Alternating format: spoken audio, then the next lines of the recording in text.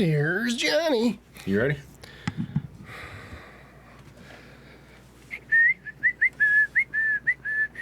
Yes, I am red eye.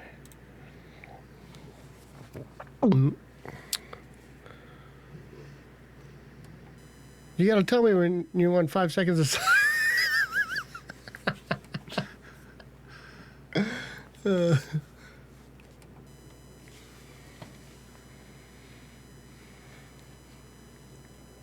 Do you see all these little bumps?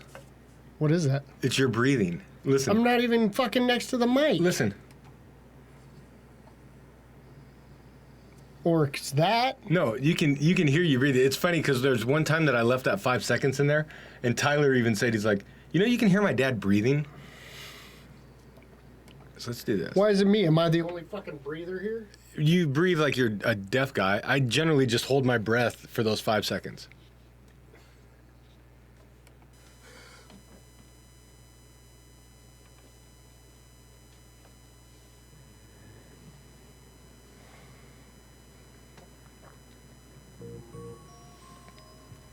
Because I've unplugged it. You fucked me, Tom. You fucked me, buddy. You're too worried about my breathing. You fucked me. All right, start over. That sounds quiet, though. That sounds like too quiet. But when I had it up, it sounded... Adjust it here. All right. When it hits that high, it sounds like it was scratchy. All right, ready?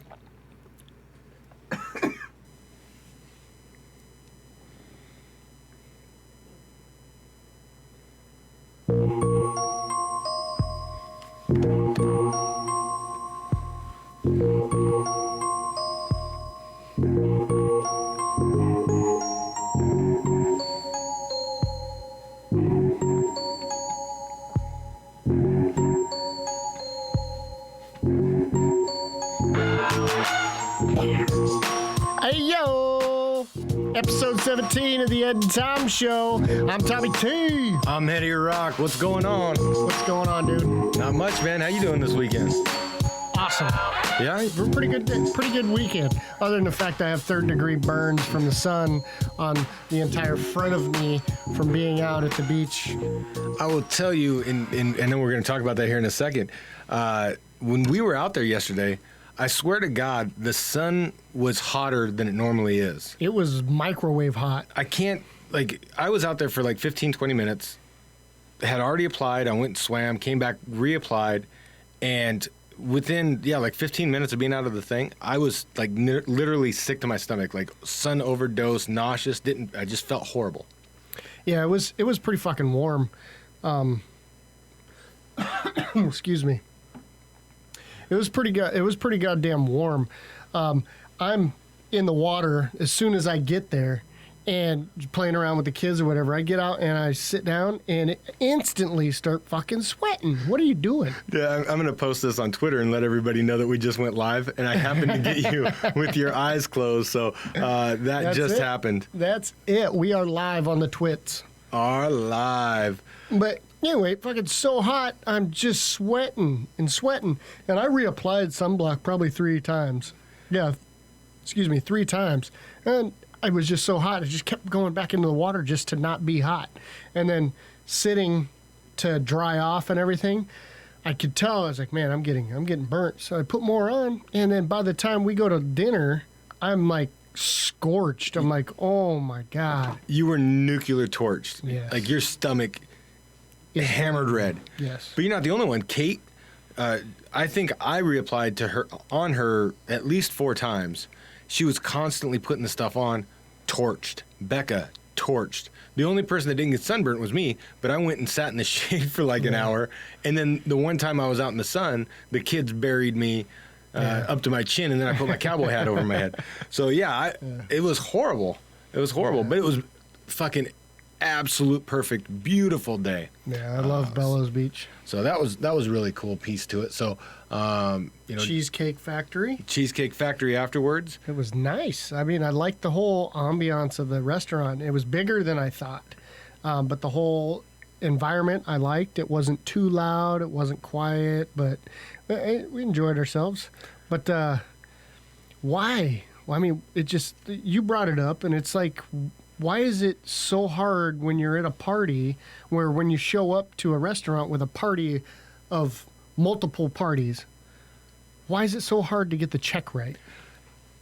It fucking makes no sense to me that the restaurant industry, they provide a service, and in that service, you have to pay for it. It can't be that fucking difficult to figure out how to split a check between 3 groups of people. How many people go with like 12 people to a dinner and then just one guy's like, I'm going to cover this? With the exception of like a business trip, or maybe if you're out with a parent sometime. Yeah. That never happens. It never happens in the world that I live in. No, not mine. And so I think that there's other people who are like us. Mm-hmm. And we are all trying to figure out, why can't we go eat food and it not be fucked up at the end? Or they get all pissed off like, well, we'd like to split the check. Now I gotta do my job. So we sit there. We had a great waitress. She was awesome. She was kind. She was polite. She couldn't pronounce her own last name. She couldn't. No, it was her child's middle name. Oh, middle name. I thought that was her last name. So she has a 3-month-old child, and it has a 42-letter long middle name. And she had just learned how to pronounce it, and she pronounced it for us out there. So this, it was funny. But this isn't a knock against her. It's more letters than are in her alphabet. Yeah. And I know that's a lot more letters in the pidgin language. That's like almost 3 times the number of letters in the Hawaiian alphabet. Yeah. But at the end of the meal, she's like, oh, we're like, hey, we'd like to split the check. And she's like, oh, no problem. So she split it. Well, if you knew how we were sitting at the table, I was sitting next to Kate. Dale and T were sitting next to each other. Dale, a good friend of ours, nice guy. We really enjoy him, appreciate him, and I just want to say nice things about him. Why? Because he said that all we do is ever make fun of him on the show, and we never fucking give him any credit, and we're just mean to him. So why would you give him credit and be nice to him? Because that's what we do here at the Ed and Tom No, it's Show. not. We make it. If this is the first time you're watching this show, hi YouTubers, Hey, what's going on? we are not nice to fucking anybody until we blast them in the dick. So we might be nice to creep up and be nice, and then we bring you down a notch. Oh, okay.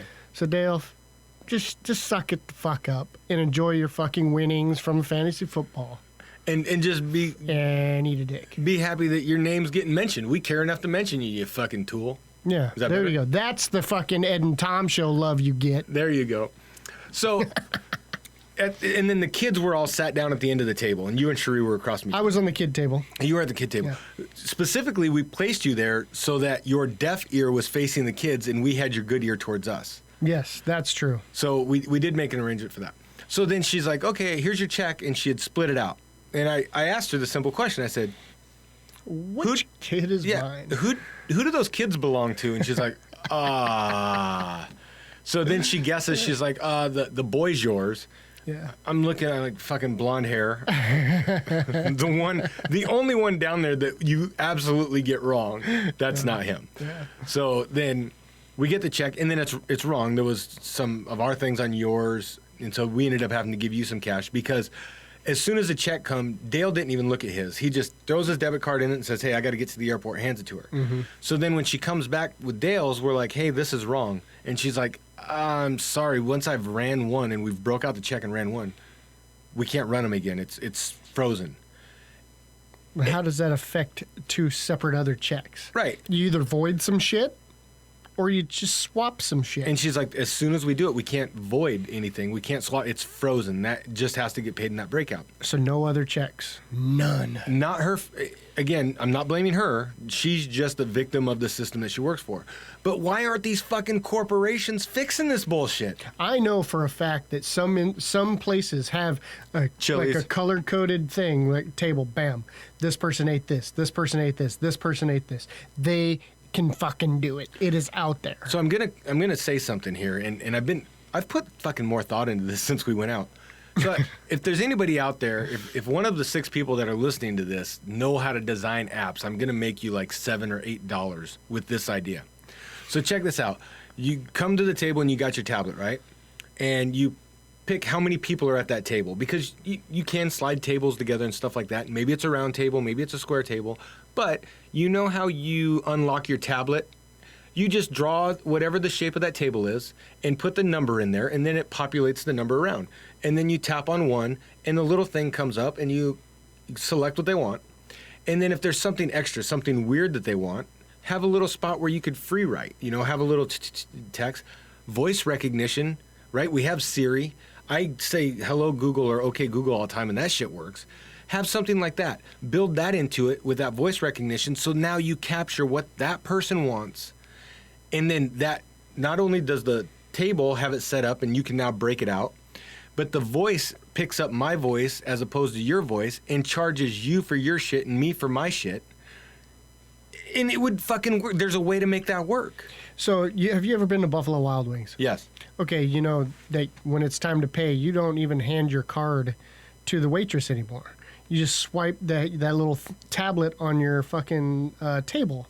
You can swipe that, and if you're with multiple parties, say, hey, that was my food. This is my food. It does it right there for you. Now you're doing their job. So just take the fucking waitress out of the fucking equation. The only reason, because I thought about that too, I was like, completely eliminate it. Now you don't have waitresses. You have fucking minimum wage dudes that just drop your shit off at the table and leave. Mm-hmm. I think that there is still a personal aspect of having the waitress to where, like, we met this nice girl and got to have a little banter and talk and get recommendations. Like for me, I hate ordering, so I just let the waitress bring me whatever the fuck she wants. So you just take the menu out of it and say, I went to dinner here and this is what they made me. Yeah, but that's not most people do that. No. But there's still a human interaction that you have, and my wife constantly asks people, hey, what is this good? Does this have mushrooms in it? Things like that. I wasn't advocating for getting rid of waitresses, but getting the portion where they're responsible for this amount of money is this person owes this amount of money. Take that out of the equation. Have them hold the tablet. This seat ordered chicken. This seat ordered pizza, whatever. Let them do that. But then when it's over, let us be responsible for fucking making money. This is a light bulb. Or paying. This is the light bulb. Ba-boing. Now, there would have to be some money involved. But what if a small, like, iPhone 4 size device is embedded in the table? In the table, and you fucking select what you want right there. And there's the free space there so you could tap and do your shit. You got to be able to fucking do this. Don't make this difficult for us to go into a restaurant, enjoy a meal with our friends, and then have to break out calculators, abacuses, and some kind of mathematical algorithm. It's not rocket surgery. It's not rocket surgery, Tom. Fuck. Come on, people. We created things to destroy nations. We can't create something to make paying your check easy. Yeah. Because you want to go out with friends. Mm-hmm. You want to break bread with family. Yes. And that's what we did. On Easter. And we got fucked. But it was still a good Easter. The one funny thing. My 3rd-degree burns. The one funny thing, too, down there at the Cheesecake Factory in Honolulu, there's a guy that looks exactly like Jesus. Oh, yeah. And he just kind of like popped out of nowhere. We're like, our Savior works at Cheesecake Factory. He has risen, and he's here today. Yeah. He looked more like Jesus than the Jesus character on The Walking Dead. And he was doing a good job. So scary. But no, did enjoy. We sent Dale on his way. He went to the States, or he went to go be fucking stupid somewhere else. And got to enjoy our meal together and have fun. And didn't he spit on your face? He did. When we were talking, there was because he was sitting close to me, and one time when he was talking, he said something, and spittle came out and landed right on my cheek, and all I could think of was, "Don't you listen to the fucking PSAs?" You close talker. But I was at the end of the table, and he was at the corner, and it was crowded, so he got a pass. He didn't bring himself close to talk to me. He just happened to be sat close, so I give him a pass there. What if we were in your house? And that happened. Did he have the opportunity to be farther away? I don't know. Well, that's the difference. But it's your house. You're not in a public place now. But if we were still wedged around the table and he spittled on me, that's different. But if we're freestanding individuals and he comes to me and close talker and spittles on me, that's different. That's unforgivable. But that didn't happen. That wasn't what happened. So you get a pass. Yeah, you get a pass. By the way, I do need to give you that money for the putter for Dad. So That was to Dale. He's talking to Dale. I just pointed to you, Dale. You're not getting any. I'm not getting any money. You're not getting any money. No. We're not getting any money. All we do is give money out. But Bleeding money. If we were playing for money, you know who would be in the money in the Teats March Madness pool. You want to know what's funny? I honestly don't. No shit, huh? Because if you listen to this show, you know your interaction with this is only on Monday when we talk about this. You're like, oh, really? There was some basketball on, huh? Yeah. I have not watched a single game of March Madness except for like a few minutes. Sweet 16 was amazing, man. Was it? Yeah, the one remarkable game that I am so angry about was the number 11 seed, my Gonzaga Bulldogs, playing the 10 seed Syracuse Orange. It came down to the last second, and Gonzaga loses by 3, 63-60. So my prediction of Gonzaga beating Syracuse to go to the Elite Eight did not happen. But I am sorry about that. I know how much you love that team. How it almost made me late. It almost made me late for Batman versus Superman. Yeah. And we had this big old deal for Superman or the movie pre-movie that made me late for. And then I also got word that you may have taken a wrong turn and gone to the wrong theater. No, I went to the Dole Cannery instead of the Dole Cannery Regal Cinema. Oh. Yeah, it took me like 5 blocks past, and as I'm like, what the maybe I'm stupid. The way it was described to me is that you went down, that you drove to like Dave & Buster's. No. And then came back. No, I plugged in Dole Cannery into my GPS on my phone, and instead of reading the second line where it says Dole Cannery Regal Cinema, it just said the Dole Cannery. I boop. Yeah. And I just driving, talking, trying to get there in a hurry, and then I'm like, no, this is not the right fucking way. So then it added fucking 15 minutes to the fucking trip. Hashtag that's Ed. Yep.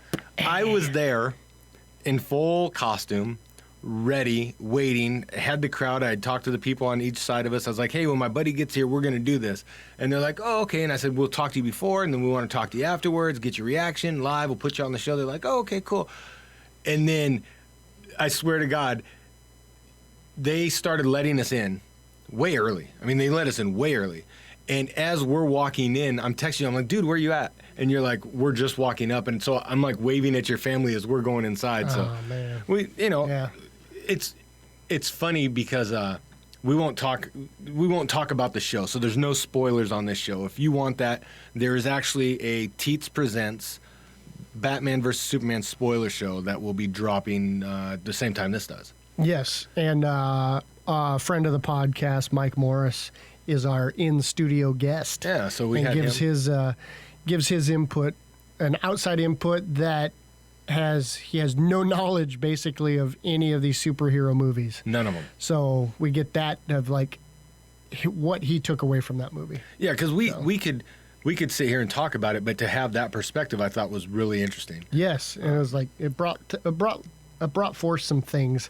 And it makes you wonder how accountable you need to be as a fan to go watch these movies.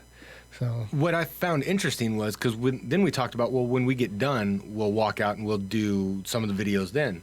And there was nobody there. And then we realized it was almost 11 o'clock at night. We were like the last one of the... There was a showing after ours, though. Yeah, and they let them in before we had gotten in, or before we got out. Oh, because we stood in the lobby. Yeah, so we're done. Yeah. So. And then I was surprised, though, Friday night, that big of a movie that's been in the making for at least 10 years, it wasn't sold out. In the IMAX 3D, the entire front section was empty. There wasn't a single person. Yeah, we don't have a reference to go off for when it actually released Thursday night. Right. We weren't there for that, but the majority of people work, so Friday night would have probably been the busiest night, and it was kind of a poor showing, at least for the 7:30 movie anyway. Yeah, which I would have thought would have been prime time. Yeah. And then to not see a big crowd afterwards, it's like, well, fuck, where is everybody? Yeah. But I think that the movie spoke for itself as to where they were. Yeah. Again, but we need to go back to basketball. Oh, you want to go back to basketball? Okay, let's go back to We fucking barely talked about it. That's fine. No, it's not. No, let's go back to basketball. What I was going to tell you was, I'm sorry that your team lost. Oh, thank you. You're welcome. So, the high number of people in this pool that is only joined because they said they want to beat me. That there at least 5 or 6 people have said, yeah, I only joined because I want to beat Tom. Hold on. I thought we were going to talk about basketball. Now you're talking about you. The leaders, we're talking about the leaderboard. Okay. So right now, yours truly, moi, Tommy T, is in second place. So right now, only one of those fuckers that says they joined only to beat me, which is our good buddy Brent, our on-location UFC analyst. Did a horrible job. Horrible job. Anyway, good job, Brent. Brent is winning by 2 points over me. And then Chano and Brett Nallen, and Ryan Hubbard round out the top 5. Brett Nallen, the website thief. Website thief. The website felonist. But yeah, so that's our top 5. You, my friend, are sitting in 8th place all by yourself. You know what? It's not the last. No. You will not be last. We already know who's last. There's 14 people in this? 14 people. So I'm just barely below the middle of the pack. Not bad for a guy who has not watched a college basketball game in years. However you want to spin it. No, I'm just saying. Do I have the potential to like go up any more places? Yes, if North Carolina wins, then you'll get points for them going into the championship game, but that's it. Yeah. Yeah. I really wish I could have picked that last part. Yeah, it was pretty hard. It was really hard to just click one more button. I feel sorry for you, man. Not really at all. But right now, really, the only ones that could win the money round is Chano and Brett and Mitch. Chano, Brett, and Mitch all still have somebody in play for the money round for the championship. I think I do too, but mine has an asterisk. You have nothing. I have an asterisk. Me and Tyler talked about There's this. no Tyler asterisk. gave me an asterisk. Tyler has no vote. Yeah. No. You have no chance. You will know you could potentially rise up above some people, but you will not win it. Okay. At all. So life happens. I cannot go any further. I am stuck with what I have here. I have So you're 77 done. points. I cannot get any more points. Okay. So I will not get higher than where I'm at second place. But for Final Four, number 1 seed UNC versus 10 seed Syracuse. UNC is the only number 1 seed in the Final Four. Then we have number 2 seed Villanova versus number 2 seed Oklahoma. So When did the game start? I think this weekend. I will. I don't know if I'll watch Final Four, but I'll definitely watch the championship game. Well, there is no UFC this weekend. Okay. The only thing that might be vying for your time would maybe be WrestleMania. Nope. I think WrestleMania is this weekend, if I'm not correct. I get no play Or on if I my. am correct, it's this Sunday. I get zero airplay on WrestleMania. Yeah, so that's all there is this weekend, other than NASCAR and shit like that, is Final Four in WrestleMania. This is the shit we talk about when there's no football. Yeah, we need the goddamn football season to come back. Yes. So there we go. That's basketball. UFC, really nothing much until April 10th. That same fight we talked about last week with Ben Rothwell and Junior Dos Santos. That's really the beef of the fight. When I say beef, this is a heavyweight, heavy card. So there's a lot of big boys fighting in this fight night. You mentioned the big boys and the fat boys, and that reminds me of this week's CCoC movie that we had. Dawg Fight. And we can't talk about it. We'll talk about it when we get there. But yeah, that's a pretty interesting. That was a good movie. one. That was a good one too. Yeah. So that's UFC. Now football, the one topic that we both care about. Yes. There's fucking like nothing to talk about except Robert Griffin III agrees to a contract with the Cleveland Browns. God. I know you want to be a starter in the NFL. That is your goal. And you were a Rookie of the Year, Heisman Trophy winner in your college years. And you did good things for Washington Redskins for a year and a half, maybe 2 years. And now you've fallen from grace and you want to play. You still want to be a starter, but now you go to Cleveland in probably one of the most unstable organizations in the NFL. Do you think? What do you think about that? I think, like I said, I think we talked about this a couple weeks ago. I wanted him to go somewhere where he could develop. I think he needs to redevelop, learn how to use his knees the right way, sit behind somebody who has that maturity, be in a coaching staff that understands that he's the future and is willing to develop him that way. You're now just going to take him, put him behind a shitty ass line with no fucking support, and you're just going to let him get hammered again. And I fear for his safety behind Cleveland's offense. I fear for his career. And this is one of those guys that, although I've never been a Washington Redskins fan, he's really good for the sport. He's a good person. He's a person that I think kids look up to and should. And he doesn't do the crazy shit off the field. And so he's good for the sport. And he's gone to the worst fucking place possible. Is there like when you? I can't think of another organization that. But the only good thing for him is there's no expectation. Zero. That's it. So he can only go up. There's really no way he can go down other than another injury that maybe ends his career. So that would be more of a personal down instead of it. The media is going to chew him up no matter what. Right. Good or bad, he's going to get chewed up. And I think he knows that. But Cleveland, there's no expectation, so that's the only plus. Only plus.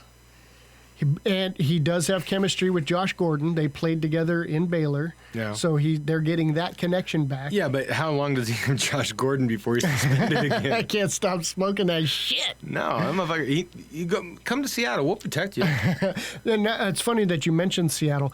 I personally thought that RG3 was going to sign as the backup behind Romo in Dallas. And if that didn't happen, I was thinking Arizona to kind of come up behind Carson Palmer because Carson Palmer doesn't have a lot of years left. Right. And then the other was insurance for Russell Wilson. Yeah, and I think that he would be, because it looks like we're probably going to sign T-Jack back.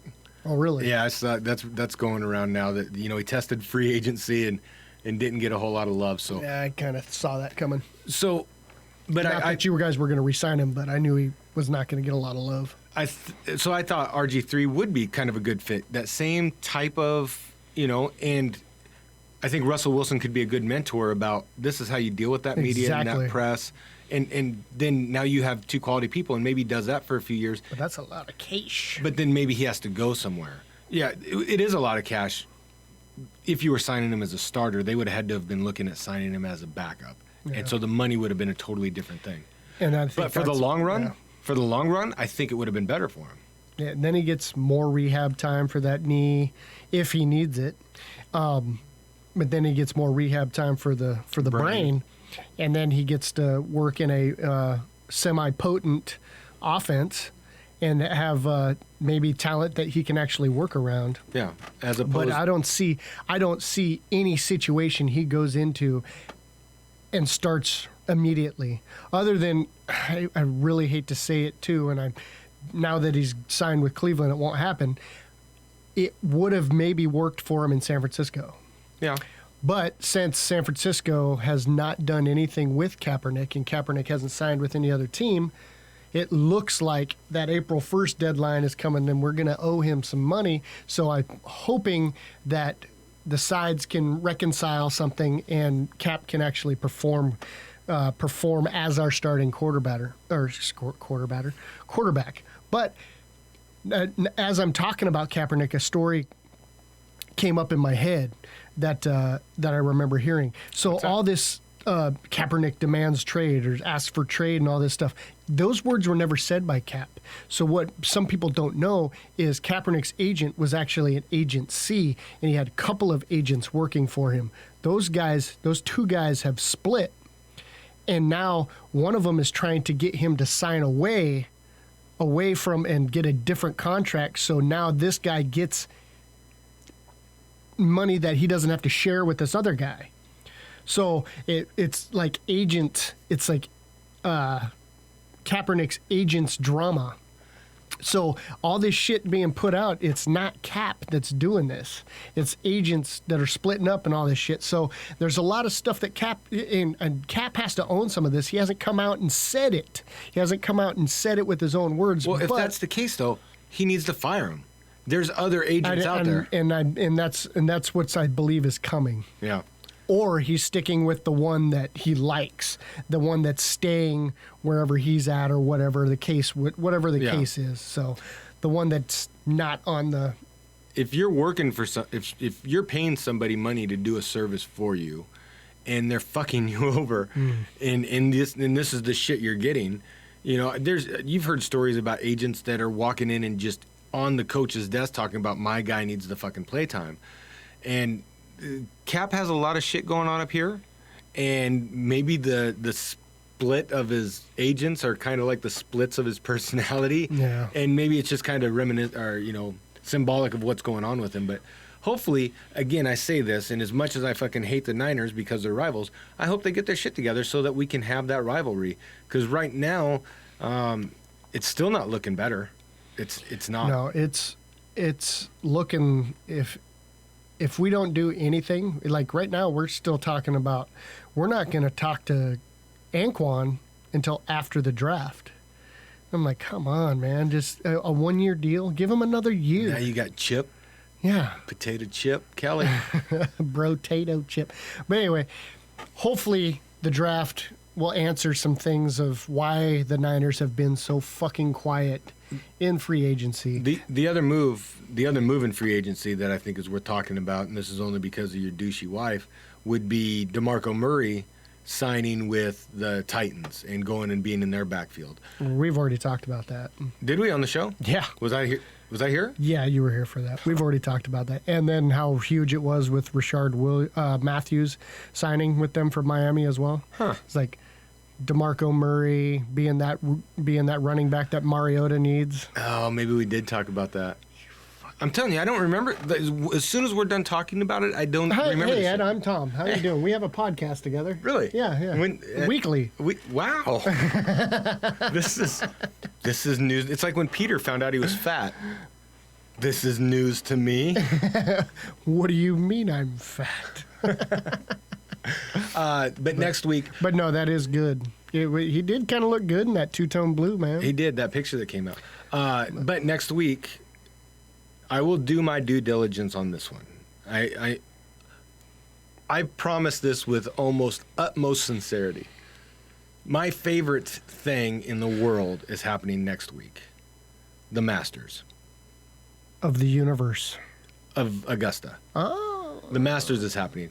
That is one of those things that I record and I watch almost the entire coverage, and it drives my wife fucking bonkers. And she enjoys watching the Saturday and Sunday, especially when Tiger was in it. She likes the brothers. But even even now, she still will watch that one, and that's always held a special place in my heart.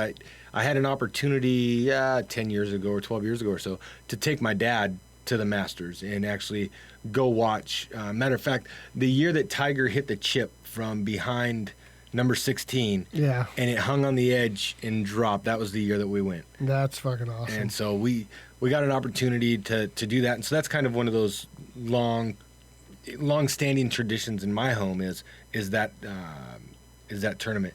Unfortunately, I haven't been able to spend time watching the PGA golf because one of the problems, and I love saying that it's a problem, about living here in Hawaii is sitting home on the weekends just does not happen. You can't. Like, what we saw this weekend, the fucking water and the view and the beauty, if you haven't checked this out at the Ed and Tom Show on Twitter, you need to go check that out because, one, we need the love there. It's a great way for you to hear from us and us to hear from you. But the pictures that we posted out this weekend of being out at Bellows and that Lanikai side of the island, it is consistently ranked in the top 5 beaches in the world. Yeah, it is. Oh, it's just the sand alone. You don't have to show up with water socks and can fight with coral or rock or whatever. It is all that fine, powdery sand that just grinds up in your gooch, but it's worth it. But it's like they take and they skin babies, and then they lay the baby skins out and just let them dry, and then they crumble them up and they just line the entire beach with it. It's that soft. Where are you getting your reference from? You've never done this. Skin to baby. Yeah. Now I'm the only one. Okay, well, but you can picture it. You can imagine it. I prefer not to imagine skin to babies. It would look funny, like all red. See, now, this is the shit that gets your wife riled up. This is why Kate no longer listens to the show. You talk about kids too much. Yeah, I'm not even talking about having sex with them this time. You can't. I can't. Because we say that. You can't do that. Can't. That is disgusting, Ed. So the other thing that we did do, and you kind of glazed over it, was we did go see Batman vs. Superman this weekend. How about them fucking previews, dude? The previews were fucking the best. God damn. Now, I know that they generally do slightly different previews for the IMAX than they do with other ones. But I literally had a chub all the way through the previews. It's worth the price of admission. Whatever you think about the movie after you see it is on you. Don't listen to the critics. Don't listen to us. If you want to go see this movie, go see it and enjoy it.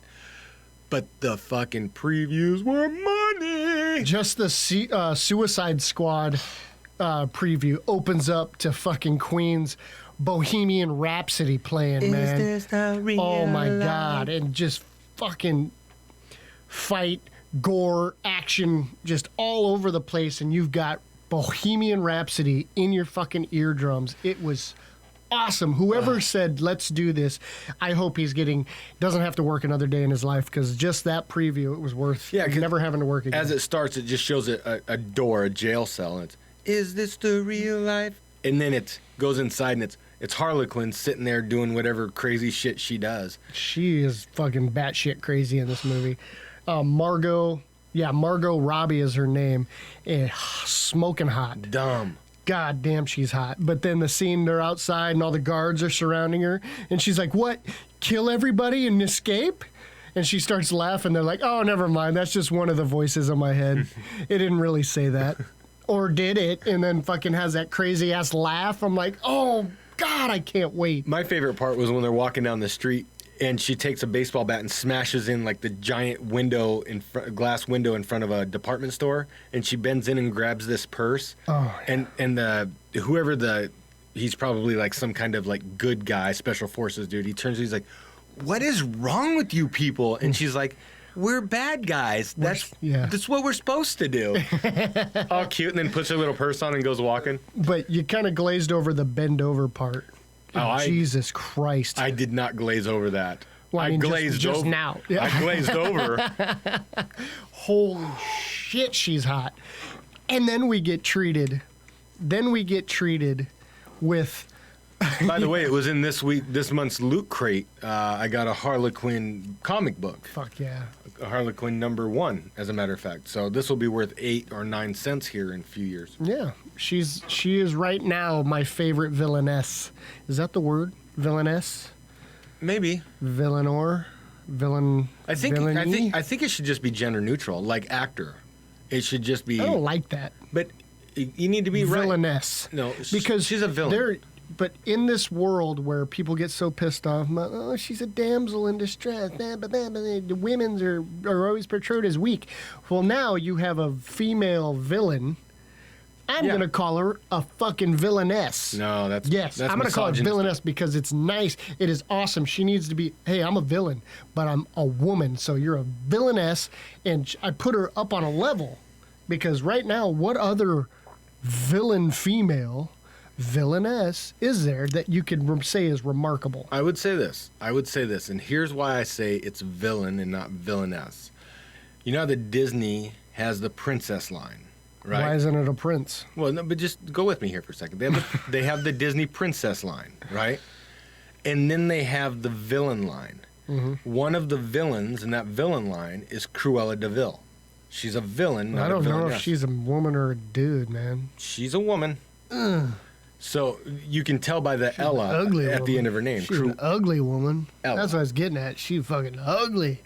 She fugly. Just Glenn Close played her. Not a pretty woman. I've never thought Glenn Close. I'm sorry if Glenn Close is a listener, and I doubt it. I just never found her attractive. We probably, most of our listeners don't even know who that is. If you've ever seen the movie Macbeth with Mel Gibson plays Macbeth, he fucks his mother. And it's Glenn Close? And his mother is Glenn Close. That's pretty cool. Yeah, it's gross. So, Suicide Squad, and then they brought in Tarzan. That's what I was saying. Margot Robbie is Jane in Tarzan. So we get Harlequin Margot Robbie, excuse me, and then we get Jane of Tarzan.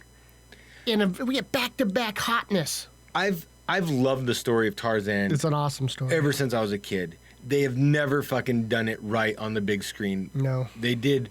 There was like a Tarzan... Greystone or Greystoke or whatever. There was that one, and then there was another Tarzan one that they did at one point, and it was shit. They've not captured that other than, like... I think the best Tarzan story out there really is the Disney one. Oh yeah, and that's not that doesn't have the what you're looking for. Like I watch it with the kids, but that doesn't have what you want. The primal rage that is gorillas and apes and hyenas and all that shit that you would have to deal with being raised in a jungle. And this had it. And then getting pulled out of that environment that's all you know, and then the problems that would ensue with that, and then going back.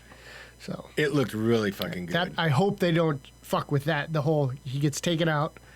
What happens then, and then they put him back. Hopefully, all that happens because that is one part of the story I think is awesome. They kind of made it look right. Like that's the way they put the trailer together, and I mean they could totally do some dumb shit with that.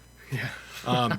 And then we got the X-Men trailer. Yes. For Apocalypse.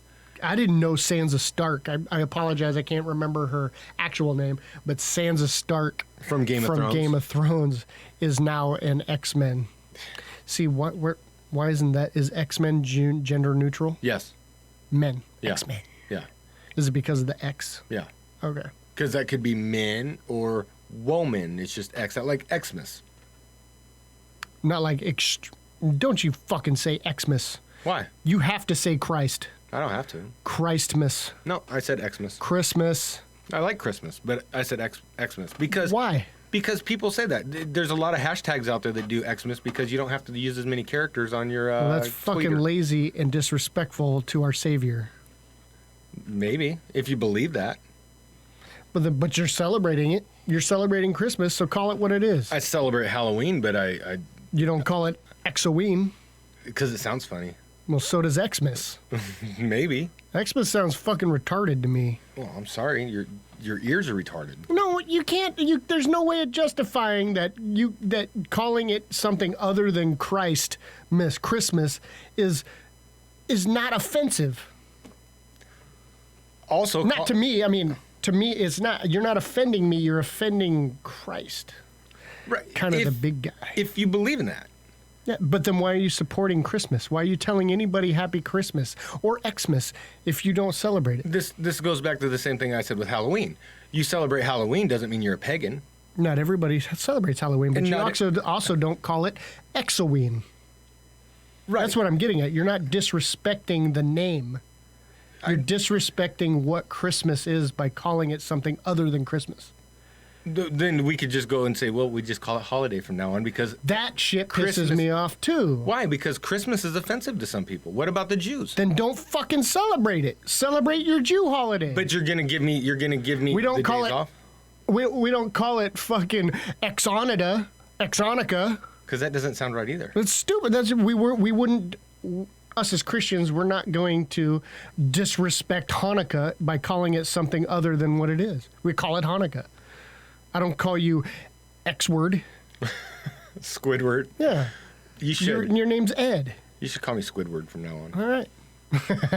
Now that we went off on that tangent. Hey, the Squidward and Tom show. And then the only thing that I was really upset about when it came to those trailers was the fact that the Civil War trailer. The same fucking trailer we've been seeing since Ant-Man. Right. Before Ant-Man. Yeah. Because Ant-Man kind of had that added addition too. Right. But it's the same fucking trailer. And we know that because you can go out on YouTube and find the newest trailer, which actually shows Spidey and a little bit better. So I thought that was lazy because that big of a production. But every other trailer that came on there was fucking. I didn't money. put it in here. Star Trek. Oh yeah, you did. Star Trek. And Ghostbusters was the other one. Oh yeah. Ghostbusters, the movie that I think is going to be a piece of shit. I think that's going to be one that you can take your kids to at those younger ages, 10, 11, 12, and experience that nostalgia with them and let them watch it again. We're actually looking for it so that we can watch it with Beck. The old one. Definitely. I'm definitely going to have my kids watch the original. Yeah. I'm not going to let them see the second one. Why? Just Bobby Brown. Yeah, just watch the first one, and then we'll go into the second one. Too hot to handle, too cold to hold. They call the Ghostbusters and they in control. You try to throw a party for a bunch of kids, and then the song gets even worse. And it's a fucking piece of shit movie. Yeah, it was bad. It was fucking the purple ooze everywhere. Stupid. It's like, come on. Nobody cared. But yeah, the first one, definitely cult classic. Put that up there with fucking.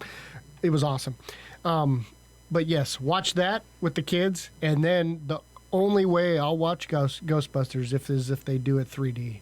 Yeah. Because that's the only thing I think I'm going to take out of it is the visual gasm that it will give with the eye-gasms that you get with the apparitions and shit coming out at you, and they do a nod to Slimer. Mm-hmm. The original Slimer does look like he's in there. So that's awesome. He came flying out. Yeah.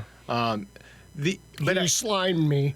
The more I think about it, though, I would like to see, like, I think it would even be darker because you mentioned like a dark Ghostbusters. Yeah, right? like a serious one. I'm gonna take it as fucking dark as I can, and I'm gonna say. You know who I want to direct it? Rob Zombie. Oh, I want a Rob Zombie Ghostbusters. Like, oh my God, Dad, you know how, dude, you're on some shit, man, right there. I mean, not you're on drugs, but maybe. You could be I got goosebumps. Dude, that would be fucking sick. Do you ever watch his movies? They are horrid. I love them. Woo! But yes, good. Yeah, that's getting the old gears are grinding there, and I don't know if I could handle that. Maybe we should write it. We should. We would ruin that. Screenwrite the. Yeah, we would. It'd be horrible. At least have a scene or something in there. Maybe we get fucking. We have like a cameo in there, like, hey, we had the idea for it, right? And then like we're doing our podcast, and then we get fucking murdered. Here's how I want to be in there. I want to be standing there with my shorts up over my belly button, drinking a smoothie, just listening to. Pretty Fly for a White Guy. God, that was so dumb and disturbing. If you don't know what the fuck he's talking about, this weekend he decides to fucking... Somebody records him with his shorts fucking hiked up to his armpits almost and drinking a shake and listening to fucking... Who sings it? I don't know. Fucking there. Pretty Fly for a White Guy. Offspring singing Pretty Fly for a White Guy. No words, just the music and the song going. It's like, what the fuck is going on here? But Jesus Christ. And then the other thing that I did before that was the payoff. That was like me being able to relax after all the hard work I did cleaning the bathroom in the house. So you decided to put clothes on for this next or for the shake. Yeah. Because you can't drink a shake naked. So Kate has the bitches, right? Remember the bitch session we did? So those chicks, and then there's the rest of them that are in the picture. Sometimes I'll be doing something. She'll be like, "Oh, do this. It'll be funny for me to send this picture."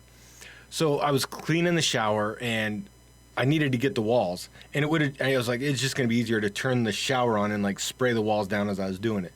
And so I was like, I don't get my shorts wet. So it was just me and Kate at the house. I was like, I'll just fucking get naked and do it.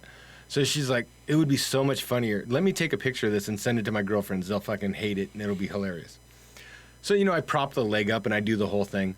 And she takes the picture, and then I start laughing because of how horrid it looks. It's horrible. So then I posted that on Twitter as well. and Brent comes out and he's like, I do the same thing. I just don't put it on Twitter. Yeah, I was like, what the fuck kind of narcissistic fucking bullshit is this? Like, what the fuck is this shit? Oh. So it made me laugh. I can't believe we've talked about it for 10 minutes. I'm not gonna say, but it may make an appearance again. Why? Because Why? it's funny. It may be the cover photo of this week's show. Let's not do that. Yeah. Let's not do that. We might have Maybe to. I'll put it in the video. I'll put it in the video, like a part where you're singing. Like for one section, it'll be you, and then it'll go away. I don't know. I don't know. I'll think about it. It's fucking Easter. You're gonna put your naked body up there instead of Easter Bunny or our Lord and Savior being resurrected. I don't know. That's some bullshit. I don't know, but something else may come to me too. Like I never planned last week's screaming child, but That was pretty funny. But when I got there, I was like, "This is the picture." So they come to me, and then that's where they come from. Yeah. So it may not make it. Maybe a Margot Robbie picture. That would be fucking. Oh, if I could find that picture of her Harlequin. bent over. That's the money shot. Yeah. Giggity goo. But hey, a couple weeks ago, I fucking put out a link to the Red Band trailer for Sausage Party. Sausage That Party. animated food. Oh, The Seth Rogen. yeah, Seth Rogen in that. Yeah, Seth Rogen and all his peeps. God damn, dude. I meant to talk about it too the same week that I put it out there, and I totally forgot about it. But I saw it again this weekend. And so I sent you the link as well. And it is fucking hilarious. So if you have not heard of this movie, it's called Sausage Party. And it is a movie where Seth Rogen is like the main character. And he is a hot dog inside of a hot dog pack with 7 other hot dogs in there that all have faces and talk and everything. And then he's in love with like a hot dog bun, and I can't remember who the female is in that. But either way, I think it's Christian Wiig. Kristen Wiig. Kristen Yeah. Wiig, yeah. Oh, okay. Yeah, I think you're right. So basically, these supermarket foods all get to know each other while they're in the supermarket, and then they get taken home by a human, and they have this thing where they believe, oh, hey, we were chosen, we're going to heaven, or whatever food heaven that they talk about or whatever. And then this potato, this Irish potato, he has an Irish voice and everything, gets picked up by a human in their home, and he's like, I've been chosen, and everyone's wishing him luck. Hey, we'll see you on the other side and all this stuff. And he's standing there, he's all la la la, all singing to himself. I'm the first one to go to eternity. Yes, and the fucking human takes a fucking knife and starts peeling him, and he's like, ah, she's peeling my fucking face. So right there, you know it's going to be an adult cartoon. And then this hot dog screaming, he's like, she's peeling off his fucking skin. And then 2 baby carrots are like, we gotta escape. So they're trying to run away, and it looks like to the human 2 carrots rolling off the counter. She grabs them, throws it in her mouth, and she's munching on them. And the fucking food on the counter is like, they're eating the fucking children. It's probably not as funny hearing it from us. Just Right. go watch the YouTube Red Band trailer. Watch the Red Band trailer for the movie Sausage Party. It is absolutely hilarious. I almost pissed my pants laughing. I just want to show you this. Oh, that's some deep analysis. Deep- That looks like it. Deep analysis. Yes. And I can't wait for the spoiler episode we do for Suicide Squad in August. I hope that it's better than the one that we just did. Oh no, our spoiler episode was good. You mean the movie? Yeah. I don't know. I think that time will tell whether the show that we did was any good. Yeah. Yeah. Oh, I think it was good. I'm going to just leave this picture here for a while. And just- Should I show the people? If you probably can't tell, but it's... And you won't even be able to zoom in on it. But just know that I Look enjoy at it. Margot Robbie's ass. Holy monkey muscles. So last week we talked about a game called Secrets of Mirage. Yes. Were you able to do anything with that? Yes. Okay. So I downloaded it, started playing it, and immediately felt like Zelda. It immediately felt like a cleaner, like slightly cleaner version when you see it of Zelda. It was, and then you start going. If I would say this, if you have never played an MMO, a massive multiplayer online, or if you're not a big RPG fan, this one would. So I'm saying, like, for you specifically, I wouldn't like it. You probably wouldn't like it. I liked Zelda, but yeah, there's more interactions with other people, and this one, a little bit like Zelda, doesn't really tell you what to do to get started. You kind of have to start figuring it out, start chatting with other players. So there's some of that community. You've lost me now. Yeah, there's some of that community in there. So I think for the average person, they would probably be like, eh. But for a lot of gamers, that is what you're looking for. Oh yeah, I know a ton of people that like that shit. That unique experience, that new way to go on those quests and be part of that, and that game really offers it. And in that sense, it was awesome. And just the look and the feel. But getting started, I think, will take some people a little bit of time. And I put about 2.5 hours into it. And really started to enjoy it once I started. Is it like open world? Very open world. Nice. There's buildings and things like that to go into and do stuff. But really, really cool game.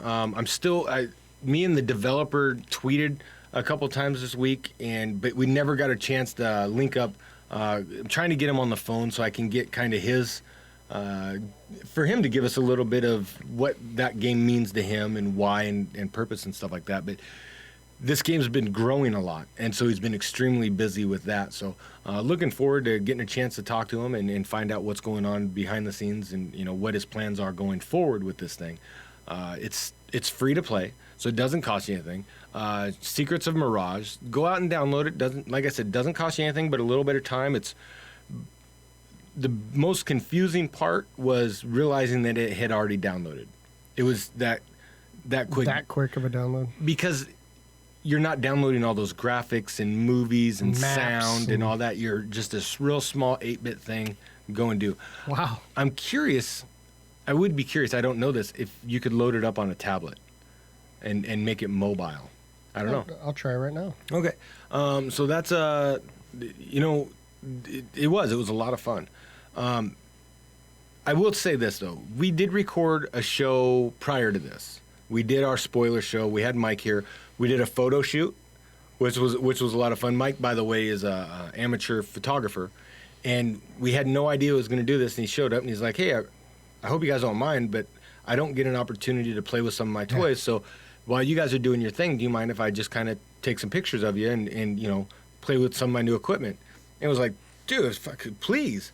And then so we did some photo shoot. He did kind of some natural stuff as we were just doing it. And then he also did, some glamour shots for us. Yeah. And it was funny as we were going through Very them. uncomfortable.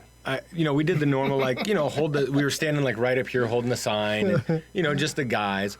And then I was like, yeah, but we got to get this a little racier. And so then we did it like a Step Brothers picture. And then I gotta get a little racier. So then I got behind you and put my hands around your waist and just kind of held your tum-tum. And then it's still, and so the one I was really happy with is when I went over you like a bullet belt, right? Yeah. I'll man this up, a bullet belt. And then just kind of leaned my head into you. Yeah, it was very uncomfortable. The picture is gonna be shit, but the discomfort I put you into was awesome. But Mike was very comfortable taking those pictures. Hey, why don't you guys do this? Why don't you do that? I'm like, please stop. That one was good. First take. We're done. See, and that's where I think we should have had more takes. I wish we would have had more time.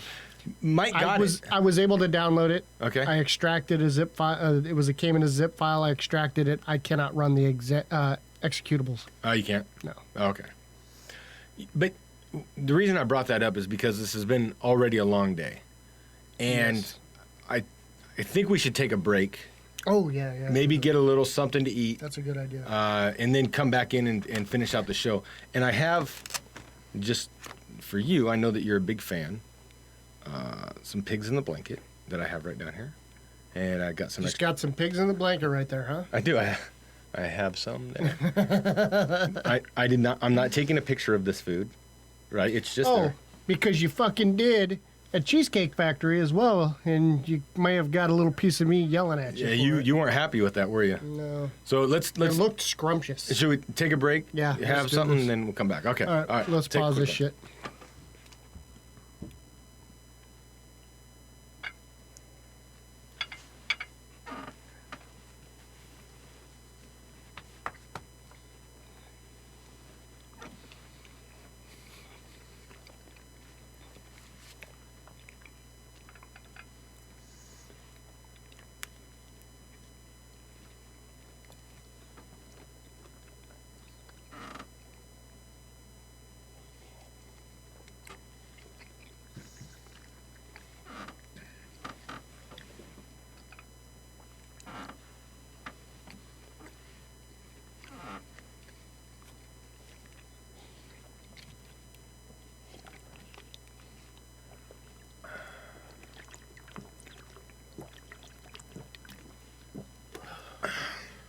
Excuse me. You good? All right, you're still finished. Go ahead.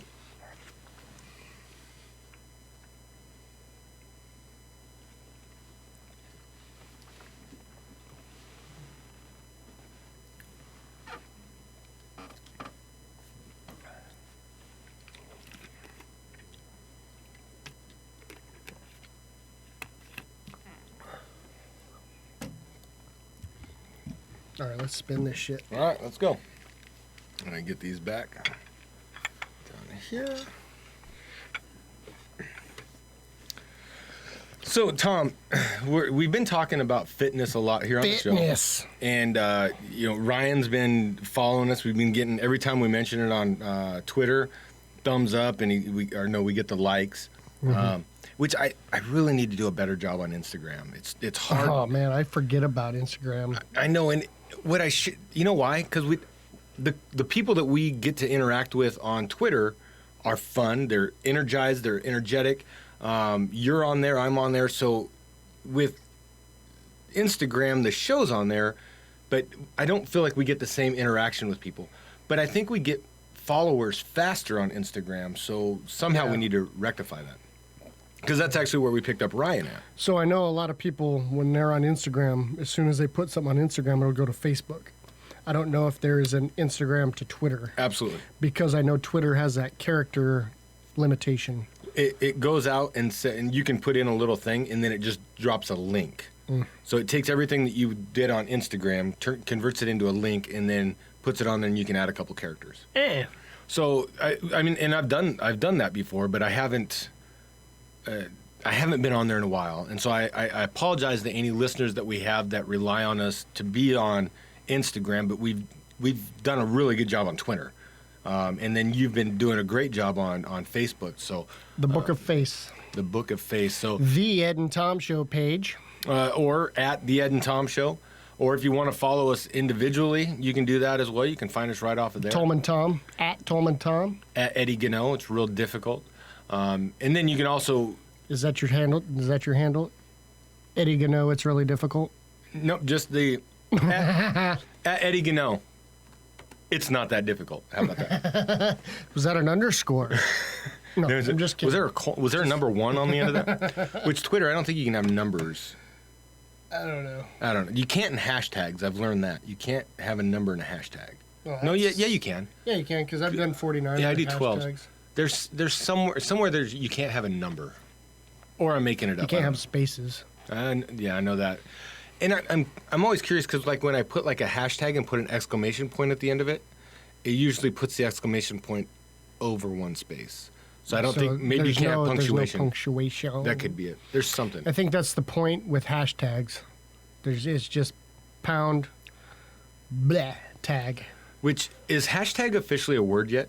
I hope not. I know one year Brent was here, and he was every time Mariah would be like hashtag stupid, he'd be like, it's not even a fucking word, and it was just driving him crazy.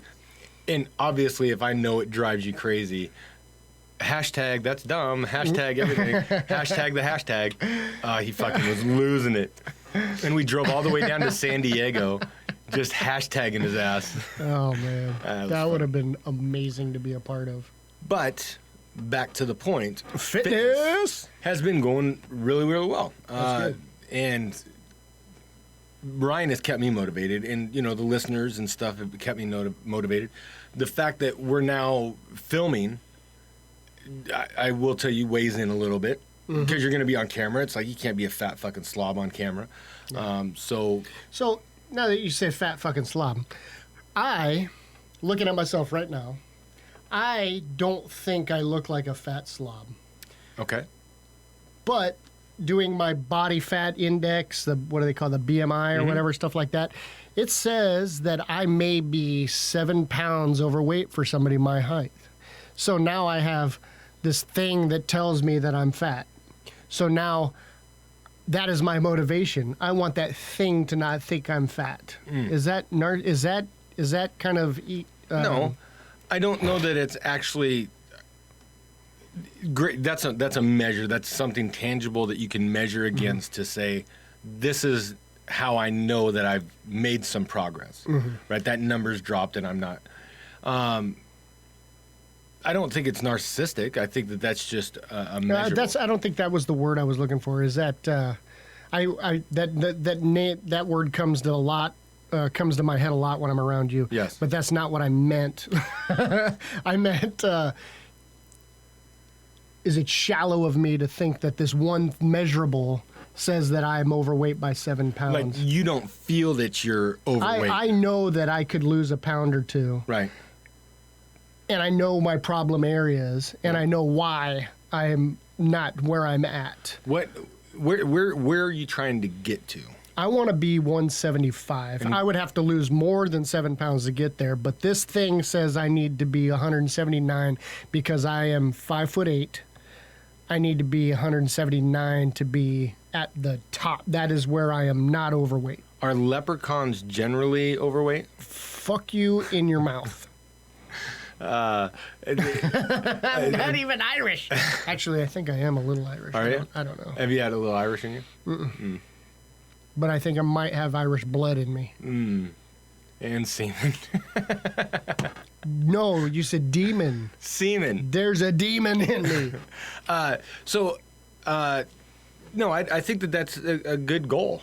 If that's something that you feel that you're comfortable, if you're like, I can achieve that, it's attainable, and I would feel better there. What I don't like to hear is when people say, I need to get to this number. Like, this number is all I'm concerned with.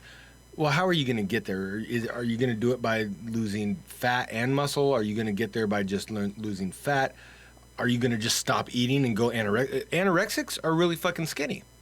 And they're really fucking unhealthy, and they're disgusting to look at. Yeah, and then they pass out trying to walk upstairs and stuff. So you have to find whatever that tangible measure is and go for that. Now, I said all of that. I also have a number, right, that I do is like, I would, but it's a number that I've been at before that I felt the most comfortable at, which would be actually for me another 8 pounds. It'd be like 185. I consider that to be like my fighting weight. Like, that's where I'm 185. The fastest. I feel the most I'm agile. I'm at your fighting weight, Ed. Yeah, actually, I think I'm below that now, but yeah. Yeah, I'm right about your fight weight. So around the first of the year, Christmas, like 222 was like my maximum that I got up to, and I'd looked in the mirror a couple times. I think I got out of the shower and you catch a glimpse of yourself, and walking down the street, like my shirt would like blow, and I could see my man tits and my belly outline, and I was like, I need to do something. So been going, and so now down to 193. So it's been, I don't know, whatever that math is, like 29 pounds or whatever. That's pretty awesome. Yeah, it's been fun, but it's just been watching what I'm eating, being more sensible with that, and maximizing my output. That right there is right. That I think we kind of hit on it last time we talked about fitness, was getting to where you are pushing yourself and then keeping it there for an extended period of time. That right there is where it's at, I believe. I had a workout I've had this happen now 3 times in like the last 2 weeks. Had a workout, and when I know that I've pushed myself to that point and beyond, 2 things happen to me. One, my ears get clogged. Really? And it sounds like I'm underwater. And I don't know why, but it does. Probably blood flow. Probably my brain about to Like, blow. all right, your blood needs to be elsewhere right now. You don't need to hear right now, so let's put it somewhere else. Start rubbing my wiener. That's not what I was meaning, but Okay. So then you're like, all right, we're losing effectiveness in other places. We need to put the blood elsewhere. Hearing not important right now. just put it there. The other thing is throwing up. Work so hard that you just puke. Yeah, that is a telltale sign that you are putting in work, or you need to work harder because you're puking and all you've done is 10 push-ups. Yeah. No, these were pushes. These were massive pushes. And so, yeah, things have been going well. Matter of fact, went out this morning, ran 4.25 miles around a crater, which was a lot of fun. Was there kryptonite in it? There might have been, right down at the You bottom. might lose your hair. The kryptonite does affect me. I am very sensitive to it because, like you know, I'm Superman. I wanted to bring that out and let you know now. Well, now that that's on the table, I'm Batman. So, still going with it. So, what are our short-term goals? What are the things that we're going to try to achieve? The reason why I say this, is because balance is a huge piece of fitness. And for me, the thing, and I've said this before, the thing that I struggle with is getting to a spot where I'm happy and then maintaining it. And I've seen where my life gets out of balance with different things. And when that happens, I usually put a lot of energy towards one thing, but then other things have to suffer. Yeah, it's just nature of the beast. I mean, we're only human. We can't be in multiple places at multiple times. We can't give our attention to things that need attention if they're being pushed elsewhere. And exercise can be unfortunately falls to the wayside for most because a lot of people think, oh, I'm being selfish because I can't do X, Y, and Z while I'm exercising. Right, exactly. Or it becomes your excuse.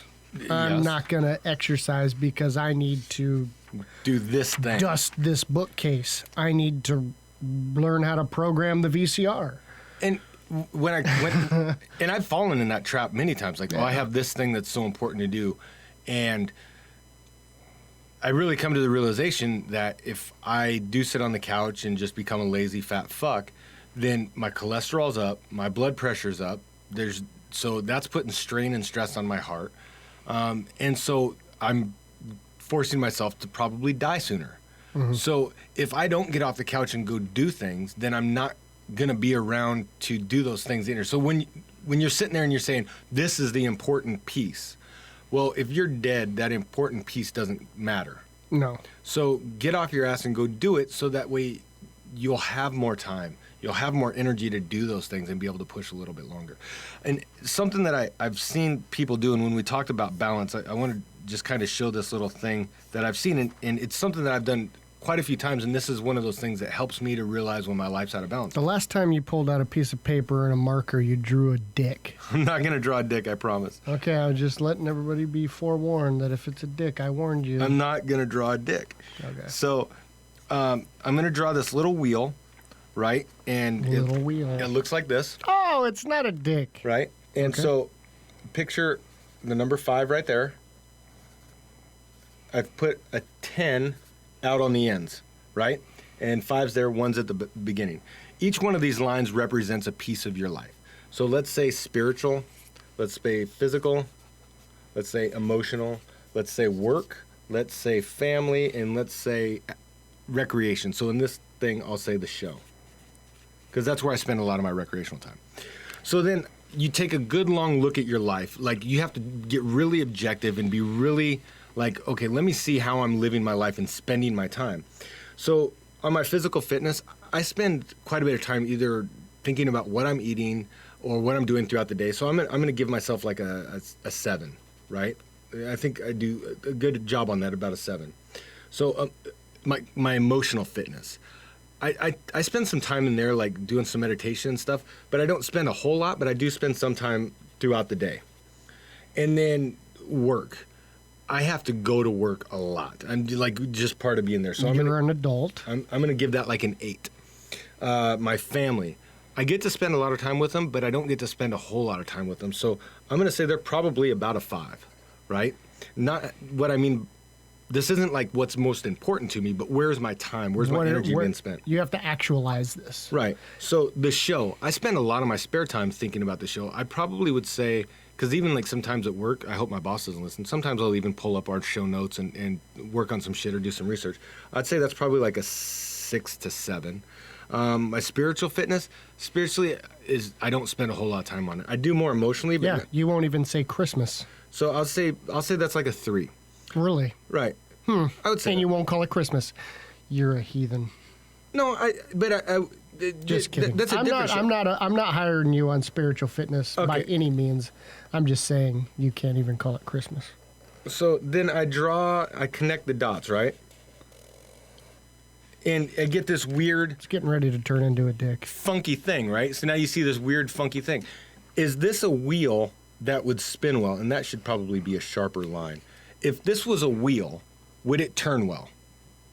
No, not at all. And if it was drawn to scale and I actually took the time to draw the Fred lines. Flintstone has a flat. Right. So that means that there's areas in my life that I'm spending too much time in, and other areas I'm not spending enough time in. And if I'm going to find balance, I have to find a way to make this more round to where I'm putting like the 5 or 6 into everything and not 9s and 3s.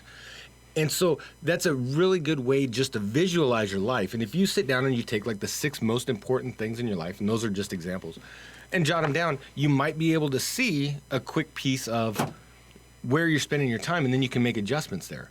And I probably need to put a little bit more time into my spiritual fitness, and I probably need to put a little bit more time into my family, and probably a little less time into the show and work. You know, and do those types of things to help me find that balance. Hopefully, Having a little bit of a vibration as you're going down the road's okay. right? But at least you're going down the road. And you're not clump, clump, clump, clump, clump, clump, clump. So just a little thing. If you're sitting out there and you're like, man, I don't know how to tell. Jot that down and be a little objective about it and see if it tells you anything. And if not, then you just fucking throw the piece of paper away. Whatever. And if you need to work out, just fucking download the show, fucking put your earbuds in, listen, and go for a fucking run. Yeah. If you're listening to this show right now I hope you're running and listening to the show right now. do it on here. Because I do it. If maybe if we don't pump you up, you know, with this, the song at the end of tonight's show will definitely get you going. Yes, I did such an awesome, horrible job. I will tell you, you will get to hear Tom rap, and that's all I'm just gonna leave it at that. I'm fucking pretty good. So I'm pretty good at fucking up a song. That's what I'm pretty good at. I have something to tell you, Tom, and I don't know how you're gonna take it, and I think I know where you're going with this. I think as a responsible person, I probably should have told you this before we went on the air. But I figured in the spirit of our show, why not just blindside you with this on the show and let's just see where you're at. So I should probably not look for something in the notes? So the public service announcements are something that we have talked about many times. You're fucking kidding me. And sometimes they take a lot of time to get ready. And I would tell you that this week, because of things that we had going on, I have not completed the public service announcement. I know you're not fucking joking, because I asked earlier this week, I said, hey, I created the fucking show notes. And you're like, all right, I'm going to get plugging in on the fucking PSA. And we just so happen to be on the fucking document at the same time. And I'm changing shit. And you're like, hey, dude, I'm typing and you're deleting and adding shit and the paragraph's moving. I was like, oh, no problem, dude. I'll dip out. And I kept working. But Did you? I did. But I will tell you, it's not there. It's not done. And it's not good. So now our listeners that look forward to this fucking PSA that we do every fucking week is not done. But you can fucking post pictures on fucking Twitter of you jerking your dick to Comet and washing fucking walls and listening to fucking Offspring with your fucking Urkel shorts. So I didn't get to the PSA this week. But I think by the time we get this thing dropped, it should be ready. So now I'm not going to have a fucking part in it. No. So now it's the fucking Ed show. No, it's not the Ed show. It's When are you... they take a lot of fucking work to write, and I got a question. I understand that, Ed, but you told me it would be done tonight. When was the last time you wrote a fucking public I service have not announcement? fucking wrote a single fucking one. Right. It was my idea to fucking have it. Then write the goddamn thing. I don't know how to fucking write PSAs, Ed. You know where your strengths are, and you know where your weaknesses are. You're being very fucking weak in one of your fucking strengths, Ed. Your fucking wheel is flat. It was. It is fucking flat. You got a This is not cool, Ed. So Not cool. I am not happy. If you can't tell, I am not fucking happy. And now we got to have a half-assed PSA without Tommy T in it. Not that everyone's looking forward to my banter in it, but it's our fucking thing, god damn it. Right. So I will get it recorded and I will email it to you so that you can still drop it in on the video one. Oh, thank you very much, Ed. And then I will get it recorded and I will drop it in on the end of this one, and I will drop it as a separate entity. So, as listeners, Is that your way of fucking cutting me out of it? You're like, you ruined the fucking PSAs. I don't think you ruined the PSAs. I don't. I think that happenstance happened this week, and I wasn't able to get to a point where I feel that it's a quality product, and I don't want to put out a half-assed piece of shit. So fucking knowing you, that picture of you naked in the fucking shower was not just a one-timer. I guarantee you made, whoever took that picture, hopefully it was Kate. Yeah, it was Kate. You said it was Kate. I guarantee it was like 15 different poses. It was a two-take. It was a two-take. A twofer. It was just All a right, so two-take. how many fucking times was your pretty fly take? Oh, that was probably about 6. Yeah. Because we had one had to run the music, another one had to run. So you had no time to fucking do the PSA. You see what I'm saying here? That was part of my family time for my wheel. Really? You think your wife enjoyed that? We were having lunch. While you're jerking your dick to Comet in the shower. No, that's when I was cleaning the bathroom. So, anyways, it will come out. It will be here. The listeners will never know the difference. And they wouldn't have known the difference except for you went off like a fucking... They won't hear me in the fucking PSA. Yeah, they'll probably like it better. See, that's what I'm getting at. The fucking Ed show with fucking this guy in the corner. I might as well be Callie, so fuck off. The Ed and Tom Show presents The Cinematic Circle of Criticism. Boom. So, Ed, Yes, did you have fucking time to watch the movie? I did. Oh, okay. At least you fucking did that. So we spun the wheel last week, and we got documentary. Okay, hold on. Before you go on, you got to stop yelling. Yeah, go back to... All right, That seems over. So you put me in the red. Right. I'm trying to come down. Yeah, just bring it so down. this is residual Hey, red. we're in a whole nother section, Tom. Why you got to bring up residual old shit? residual red. Come on, man. Move on. I fucking hate you so much. Fuck. I think I lost right. my water. Oh, there it is. That's why you don't have a black water jug in a room that's all fucking black. I don't see color. Anyway, we rolled the wheel or spin the wheel, the cinematic circle of criticism. Yep. And we rolled a documentary last week, and we went on Netflix and we found a movie called Dawg Fight. This movie was about what we learned to be as watching this was Data 5000. It was basically a documentary of him and how he came to be who he is. So it was backyard bare knuckle fights in a small town in Florida. Perrine, something like Yeah. that. Somewhere just in Dade County, which is basically just right outside of Miami. It's basically like 7 miles south of South Beach. Yes. But it's what they described it as an urban ghetto of like 10,000 people and 63% black and mostly poor. Yes, it was, and watching this fight, it was I immediately, not that I connected with the people in there, but I connected with the way of life of, like, growing up. I was never in any rich neighborhood, never any around any money. Because for those that haven't listened to this show since the beginning, you grew up as a fucking gypsy, as a white trash gypsy traveling around from state to state in a caravan. You say gypsy. Have you watched the TV show Baskets with Zach Galifianakis yet?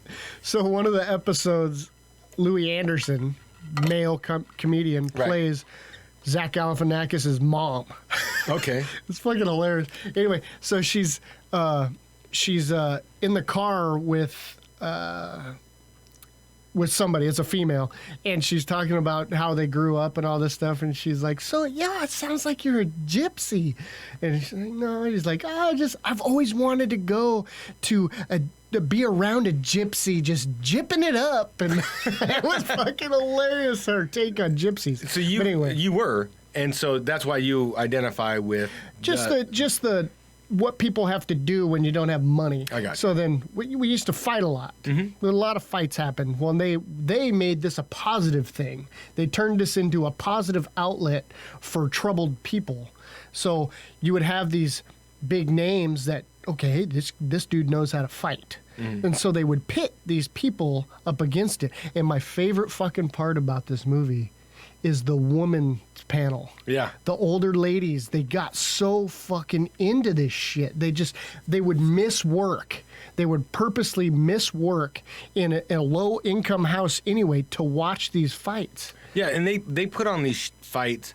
I mean, when the guy's putting this thing together and he's discussing it, he's sitting there on a bench press bar in a dirt field underneath a tree. I mean, there's no gym. They just have a chunk of a shitty yard to work out in. And they're talking about, they put this on. And the particular one, when they filmed this one, it was Martin Luther King weekend. And they had the big Martin Luther King parade right there in town. And then they took and put tarps up all around their fences. They built this 12 by 12 ring. And they charged everybody $20 to come in. Was it 12 by 12, or did they say they made it smaller so they couldn't run? No, they started out 16 by 16, but so they cut it down to 12 by 12. That's right. I knew they made it smaller. And basically they said, look, we pitch you against, you come out here, you fight, you turn your back more than twice, you're done. You get knocked out, you quit, or you get knocked out, quit, or... You better not fucking quit either. Yeah. They will fucking eat you alive. And so then Day 5000 is kind of the referee. And basically these guys just He's the Dana White basically right now. And they just go in and beat the fuck out of each other, bare knuckled, and they just beat the fuck out of each other. Mm-hmm. Crazy. It was awesome. It was amazing. Now, when growing up, did you ever do anything that organized with fighting? The only thing we did is like I was on the wrestling team.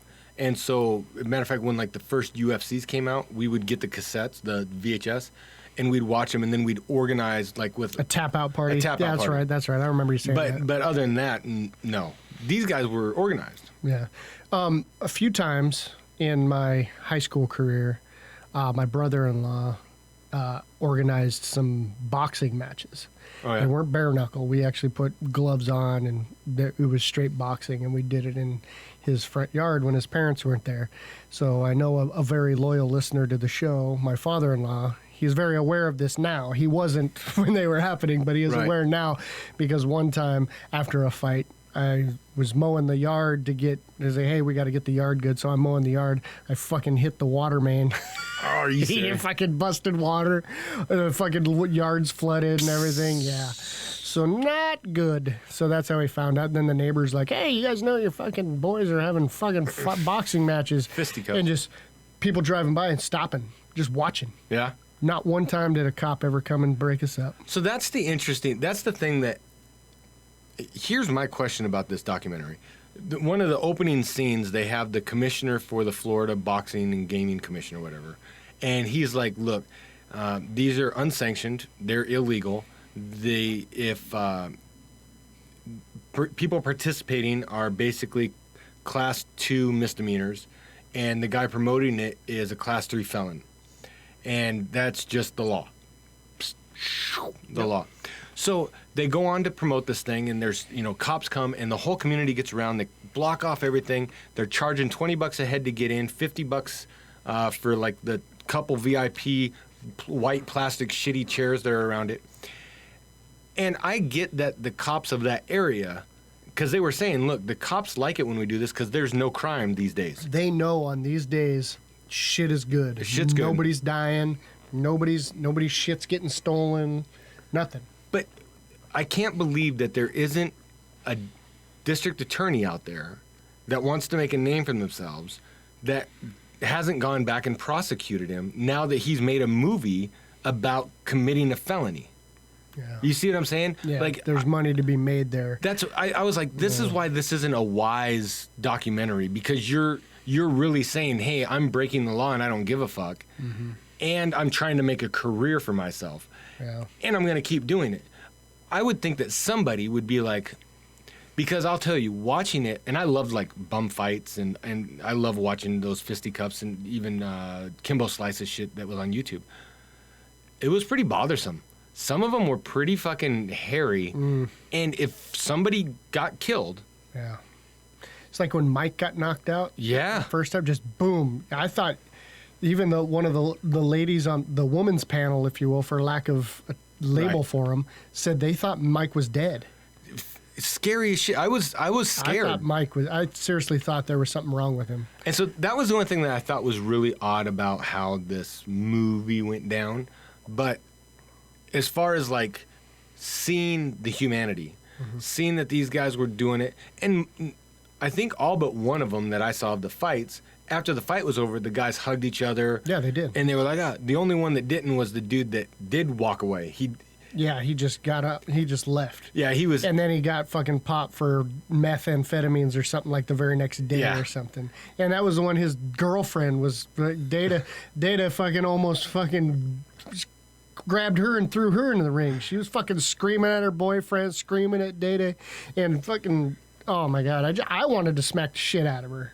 So this would have been, and you brought this up this week when we kind of discussed it, this would have been a much better thing for us to watch prior to the Kimbo Slice Day 5000 fight. Because that's basically how it ends, is Day finally gets his shot to fight the Killer Gorilla in some undercard fight, whatever, and it was basically, they promoted it as Street Fighter versus Street Fighter, and I not to clown him, but even that matchup, that fight, looked fucking tired, man.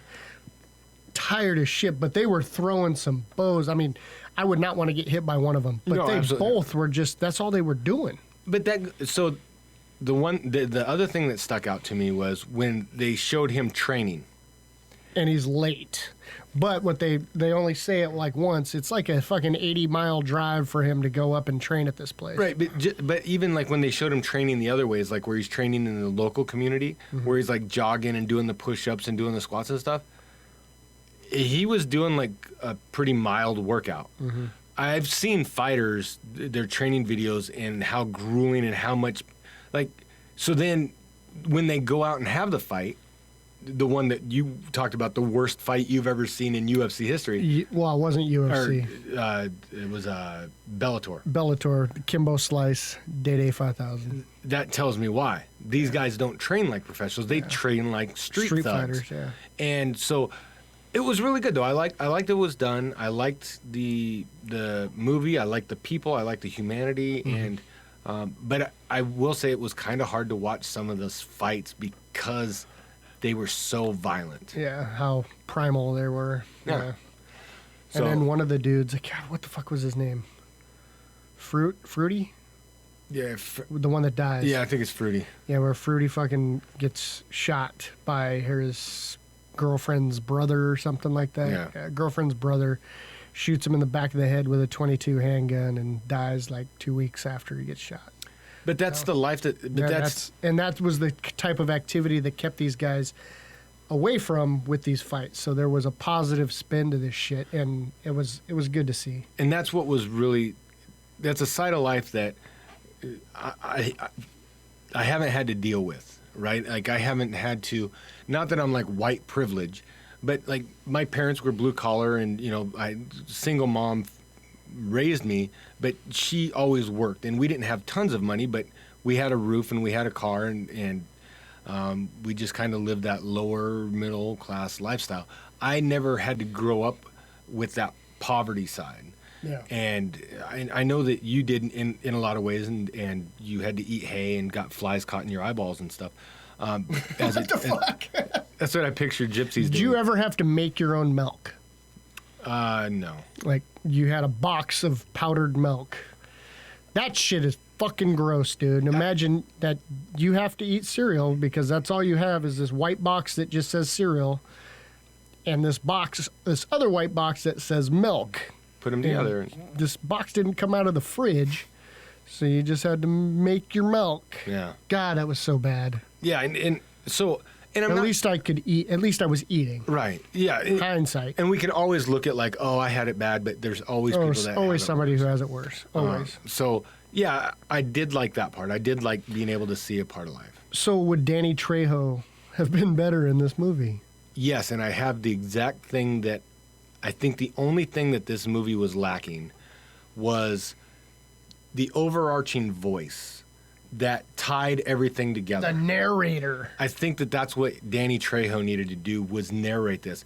And I think, although he's Hispanic and this was about blacks, I think that his edge and street cred would have been acceptable. Yeah. And so he's a West Coast guy, and he would have been narrating an East Coast thing, but I think his street cred cancels that out. Yeah, so that's where I think that, because at the beginning it just kind of felt a little disjointed, but if you had somebody explaining that as it went, I think that he would have killed it right there. Oh yeah, that would have been. I think you nailed it. That's two genius things I've done tonight. The fucking Ghostbusters with Rob Zombie and Danny Trejo narrating. And know what destroys it all?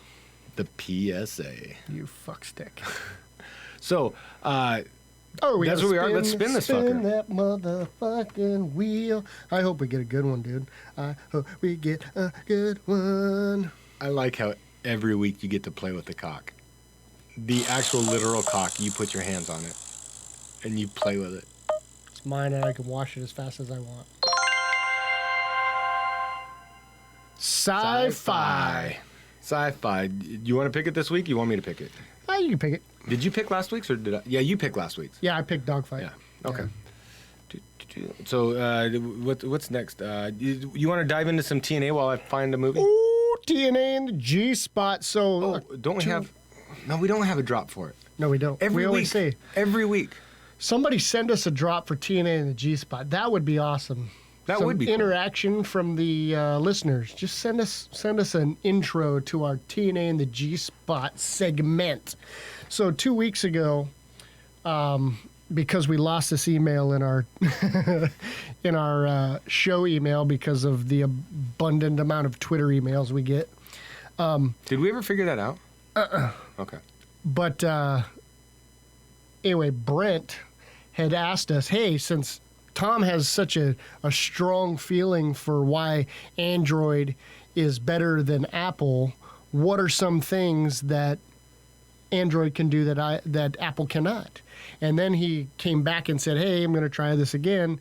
Hey, I just bought Dom an Android tablet, and I just don't know what I can do with it that I can't do with my iPad or iPhone. He's basically like, why? Yeah, why did I buy what this? The fuck? Yeah, why? What can I do with this? Well, we here at the Ed and Tom Show are here to educate you on various things, and this is going to be one of them. So, strictly from a entertainment perspective, video, TV show, movie thing. Now, be careful with this stuff because a lot of it may not be very legal. Let's say this. But you're not downloading movies illegally and sharing them and all that stuff. You won't be doing that. Do you remember me telling the story of I had one friend that got busted for illegally downloading stuff? No. So I had a buddy of mine that I used to use LimeWire back in the day to get music and stuff like that. yeah. Not that I would ever only non-copyrighted things is what I was downloading. So I told a buddy of mine, I was like, hey, this is how I do it. And he's like, oh, okay. And I showed him at the house. He's like, oh, this is cool. So he goes home and downloads a couple things. And I think he just downloaded a few things, like literally not many. And ends up getting a fucking letter from his cable provider basically saying, you're bootlegging this shit. Here's some dollar amount fine that you're going to pay, or we're going to have to turn you over to the... He ends up getting the letter and has to pay, I want to say it was like a $300 fine to avoid like prosecute. He basically got shook down for $300 because it was a legit letter from his cable provider. Legit. They legitimately got provider. him. Oh my God. That was Brent.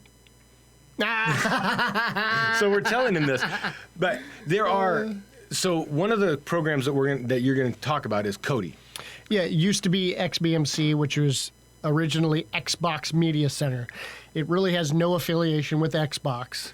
So they actually got forced to change their name by Microsoft, because of the copyright infringement. yes. But there is a ton of legal things to do on here, and definitely. That's legal. that's where we talk. Yeah, and that's where we're going with this. Yeah. Legal, as in you aren't really doing anything illegal with this. It's called Kodi, Kodi, Kilo Oscar, Dick Indigo. That's exactly right. Did I get the phonetic alphabet right? Yeah. But anyway, Kodi. So if you go to the Kodi website, you can Google Kodi download for Android or whatever, and it'll come up as Kodi.tv/download, and you go and you download this on your Android device. It'll have different platforms that you can do it on, and Apple is not one of them. You download it. Don't go to Google Play and download the Kodi app from Google Play. It'll work, but if you download it from the website, it's a little bit better, but download the ARM version, the ARM version, and download that to your tablet or phone. And then you'll set it up. It's basically its own entity. It'll take up your entire screen, and then that becomes the front end until you shut it down. So not the device, but the program itself. And there are ways to go and pull down repositories for like movies and shit like that. There's also live sports repositories where basically you're just viewing live sports. Somebody's recording a live sporting event, and you're just viewing that. You're streaming it.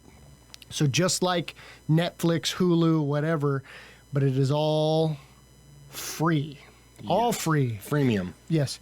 The problem is sometimes this shit just gets shut down, the maintenance stops or whatever, so then you got to go out and find something else. Now, it can be kind of troublesome pointing certain repositories to your front end, like how do I get back to it? But there are how-to videos on YouTube for all of these repositories. Now, the repositories for Kodi, if you are interested in that I recommend are Exodus, EXODUS, Exodus. You can get TV shows and movies, like right out the movie theater, in the movie theater. You just got to be careful. Some of them are cam records and stuff like that, or you'll have subtitles and shit in it as some other language. Exodus and Sports Devil is your repository for live sports. Now, it's been updated, so make sure you get the most up-to-date repository, and you'll tell, if you look at the how-to videos, it'll tell you, hey, in the comments, hey, this is the one you want, and you just click on that, and you'll get that repository, and it's all inputted via text on how you're mapping that repository.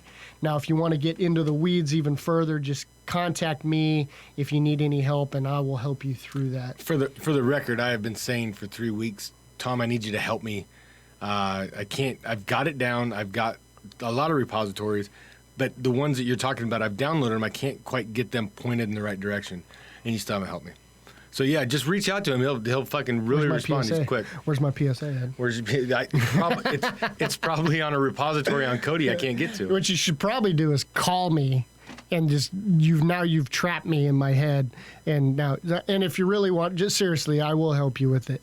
There are others as well. It's not just Kodi is the reason why you go out and buy an Android device, but you have that free range of this. There are 2 others that I will mention, and there are many others, but these 2 are these 3 that I'm talking about are my faves. Cartoon HD. Do not get thrown off by the name Cartoon HD. Even the logo of the app, once it's installed on it, is Tom and Jerry. So it looks very kiddish, but don't get thrown off by the name. Cartoon HD, as in like high definition. That's to throw off the feds. Yes. And if you want, the easiest way to do it is Google Cartoon HD APK. Alpha Papa Kangaroo. APK.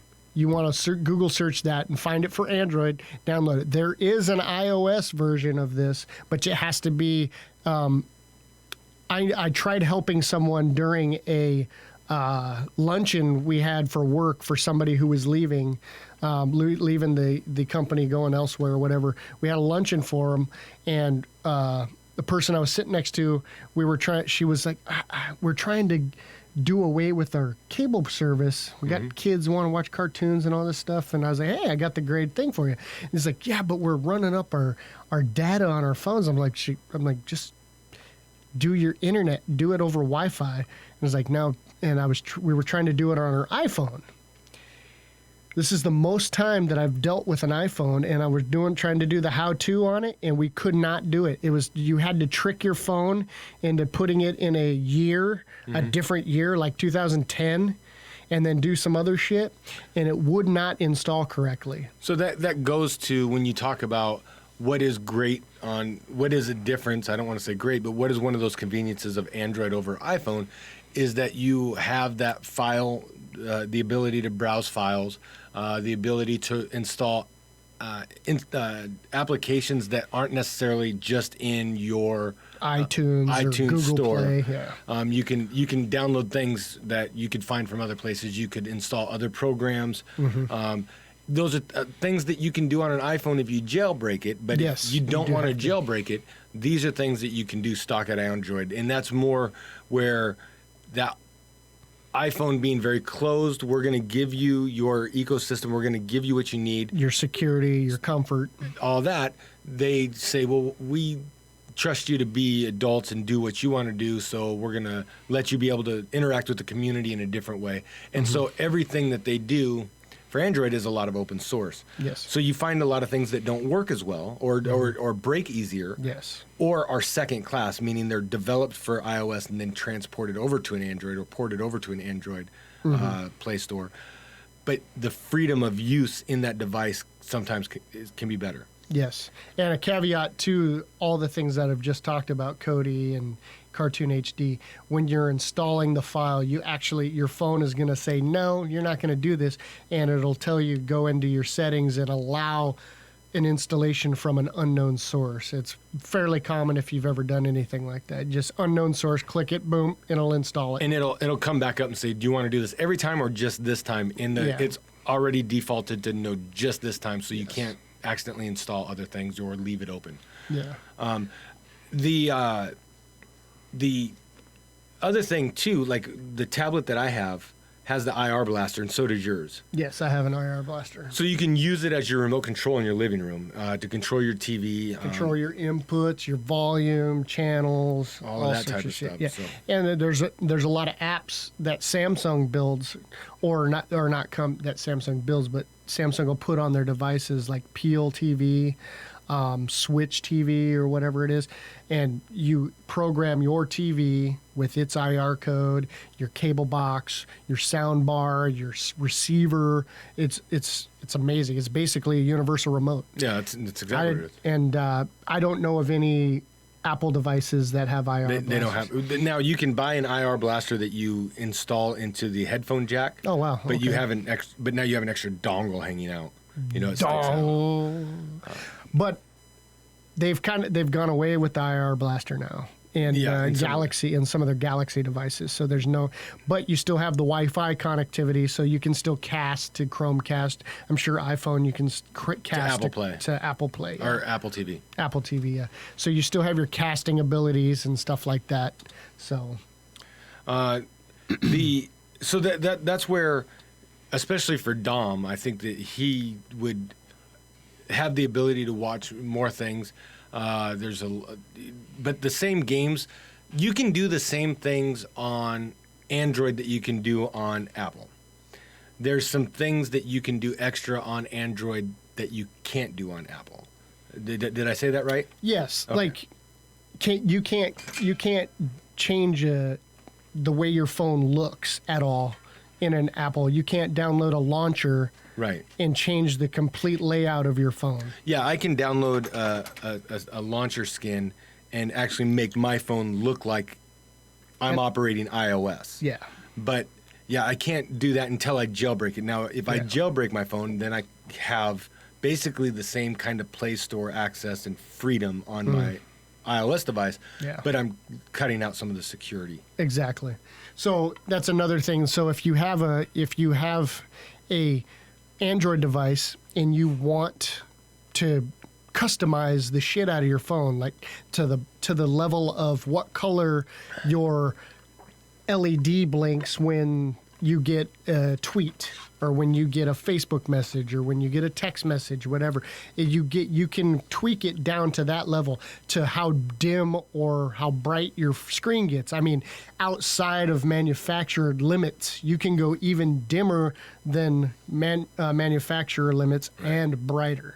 You can do and shit like completely change icons. Completely changed your icons, how they look, and all that shit. But you have to download a launcher, and for the ones that have that level of customization, it does cost a little bit of money. I know I had one. It was the Go. I think it was Go launcher is the one I had, and I think I paid $15. I still have it, but I haven't done it to my Note 5 because I just love how Marshmallow works on the Note 5 right now. But I can completely change how my screen reacts when I touch it. I can do different, like if I put two fingers on the screen, what does that do? If I put two fingers on the screen and move them up, what does that do? Two screens on the screen, flip them this way, the phone will react in a totally different way than just swiping up, down, left, right, shit like that. So there's just, you got more customization, you're just free with an Android device, but there is a lack of security. But they're one of the top mobile antivirus malware sites or programs that you can get for a mobile device is on Android. It's called Avast, A-V-A-S-T. It is one of the top mobile antivirus programs out there that you can get, and it's absolutely free.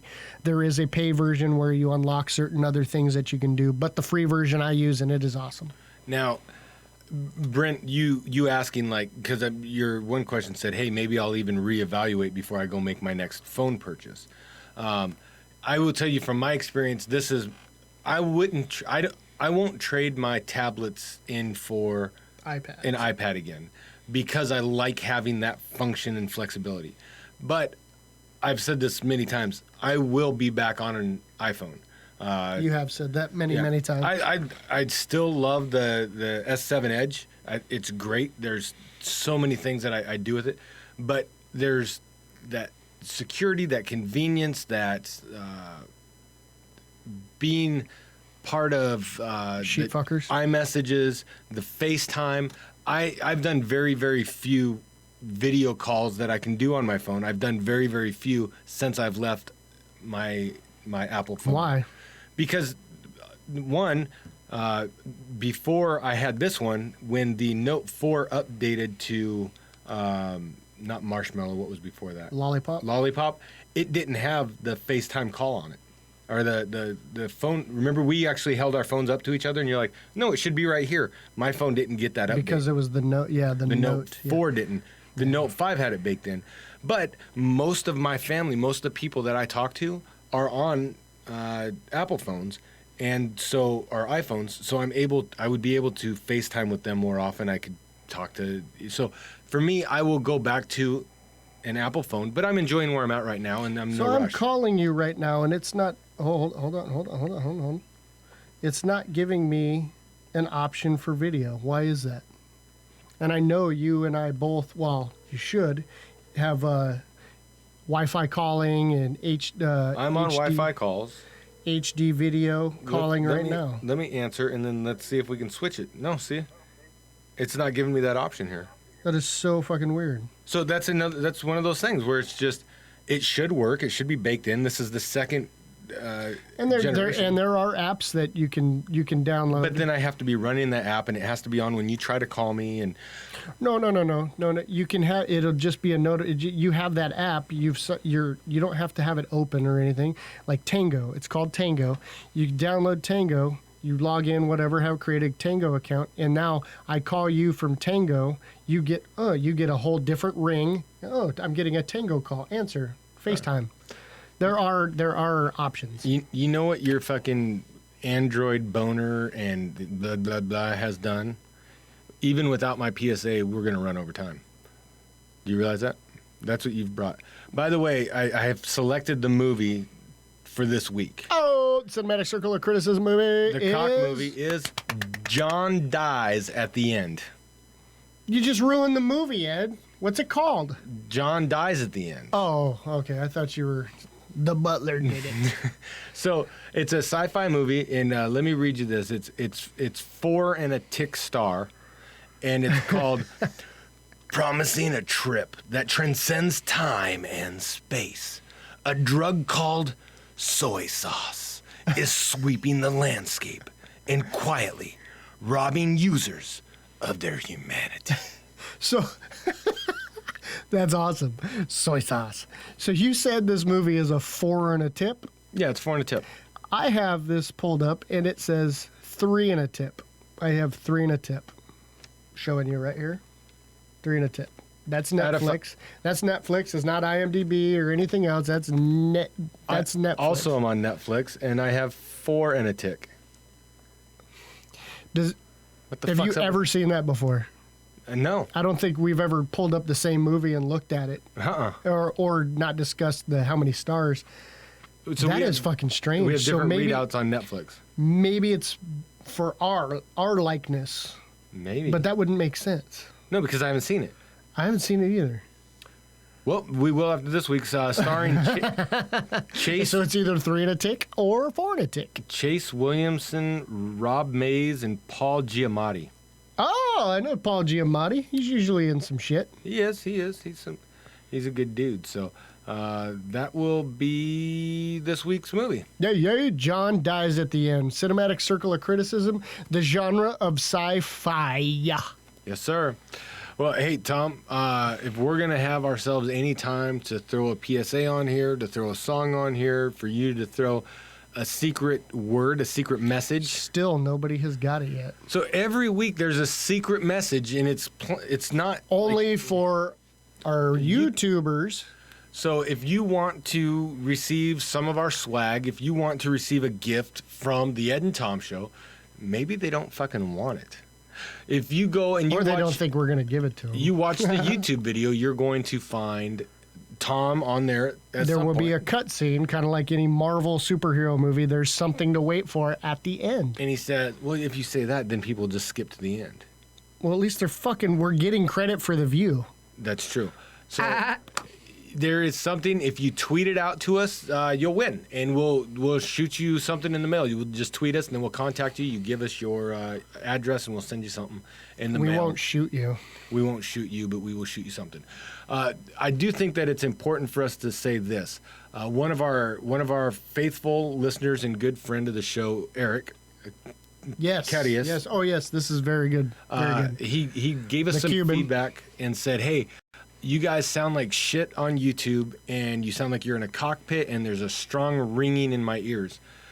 So we did some experimenting tonight, and You are correct. You are correct, and we found what we think was the cause, and we were able to minimize some of it, but I don't know that we got it all. So we're aware of it. I told Tom after hearing it, I was like, I wouldn't fucking watch this on YouTube. This would annoy the shit out of me. So we will continue to work on that. So we're aware of the problem. We'll continue to work on it. So bear with us on that. If you're one of our YouTube viewers, if you followed the show from the beginning, you know the audio here was shit and it's gotten better. Right now, unfortunately, your audio on YouTube may be shit and we'll get it better. So just bear with us. We are doing our due diligence. Yeah. You know how my camera always follows my face? Does it follow your face?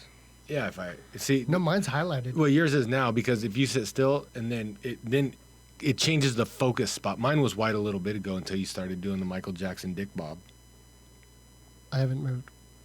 No, I'm sorry. You've ruined it. I haven't moved. So what do you think, Tom? I think that our listeners need to know, again, watch John Dies at the End. Genre of sci-fi on Netflix.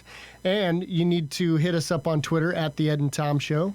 Send us your emails at theedandtomshow@gmail.com or hit us up on our show emails, tom@theedandtomshow.com or ed@theedandtomshow.com. Or if you want to send it to make sure both of us get it, dickheads@theedandtomshow.com. One of these days, I'm going to have to change that. From dickheads. Yes, please. Like when we're making our hundreds of dollars. Yeah.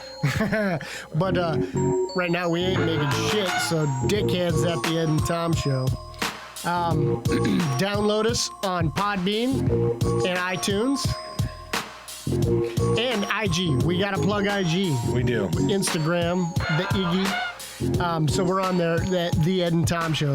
Everything's the Ed and Tom Show. The FCC you can't find. So please, even if you don't listen, download and hit us up on YouTube.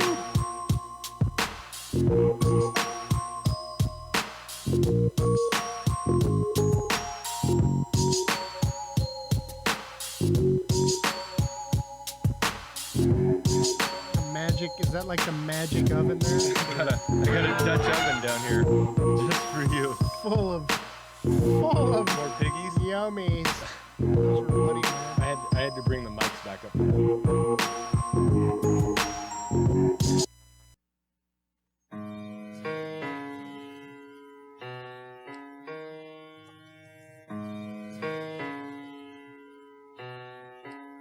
This is a public service announcement.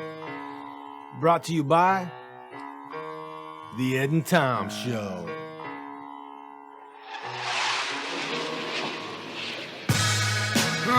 Oh yeah, H to the Izzo, V to the Izzy.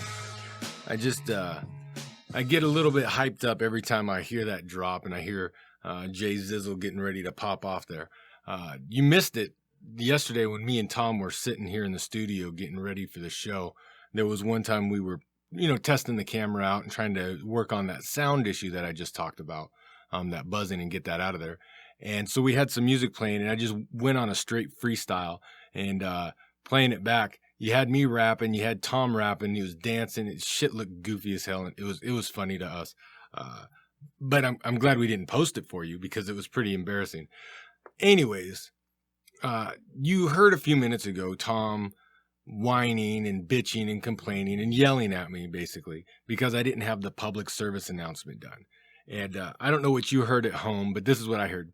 But Ed, I don't get to be part of the public service announcement, and all the people are going to be really upset because I need to be part of it. I wanted you to be part of it, but there's a certain level of mediocrity I think that we have to maintain. And what I had ready was not up to my standard of mediocrity. So I needed to go back to the drawing board, shake it out, and come up with this PSA. And while I was doing it, I was touched. Not by a man, but by the Spirit. I really, really found what I wanted to talk about this week. The kind of shitbag, the kind of asshole that we deal with all too often. And so when we talk about human rights violations, when we talk about our basic dignities being stole from us, we're talking about these people. So before I ruin anything, I just want to say, I hope you identify with this. I hope that you know this and you understand what I mean when it comes to having your human rights violated. So without further ado, I will pull up the sad music, which I'm going to play a different section of the sad music. So hopefully we'll be back to our normal sad, heartbreaking stuff as opposed to that weird, goofy shit with that guy talking in the background. And for that, I apologize last week. It was horrible. But again, I wish Tom was here. I wish I could do this with him and he could be part of it. But since he's not, we'll carry on and you'll get to see and hear his ugly mug, or you've already suffered through listening to him for the past couple hours. So one last thing. Please don't tell him that I've said all this shit about him, because I don't want him to think that I was talking behind his back. I mean, he's an asshole. And for those of you that listen to the show, most of you know him. Very few people came to this show because they knew me. Tom has brought most of the people here. So you guys know the fucking asshole I have to deal with on a weekly basis. All of his whining and complaining and arguing and bitching and bickering. That's why I love him. I mean, he's my best friend, but he's such a fucking asshole sometimes. So don't tell him I said that. So, yeah, again, without further ado, here goes this week's public service announcement. Oh shit, that's too loud. Gotta bring that down. There you go. That's that sad shit.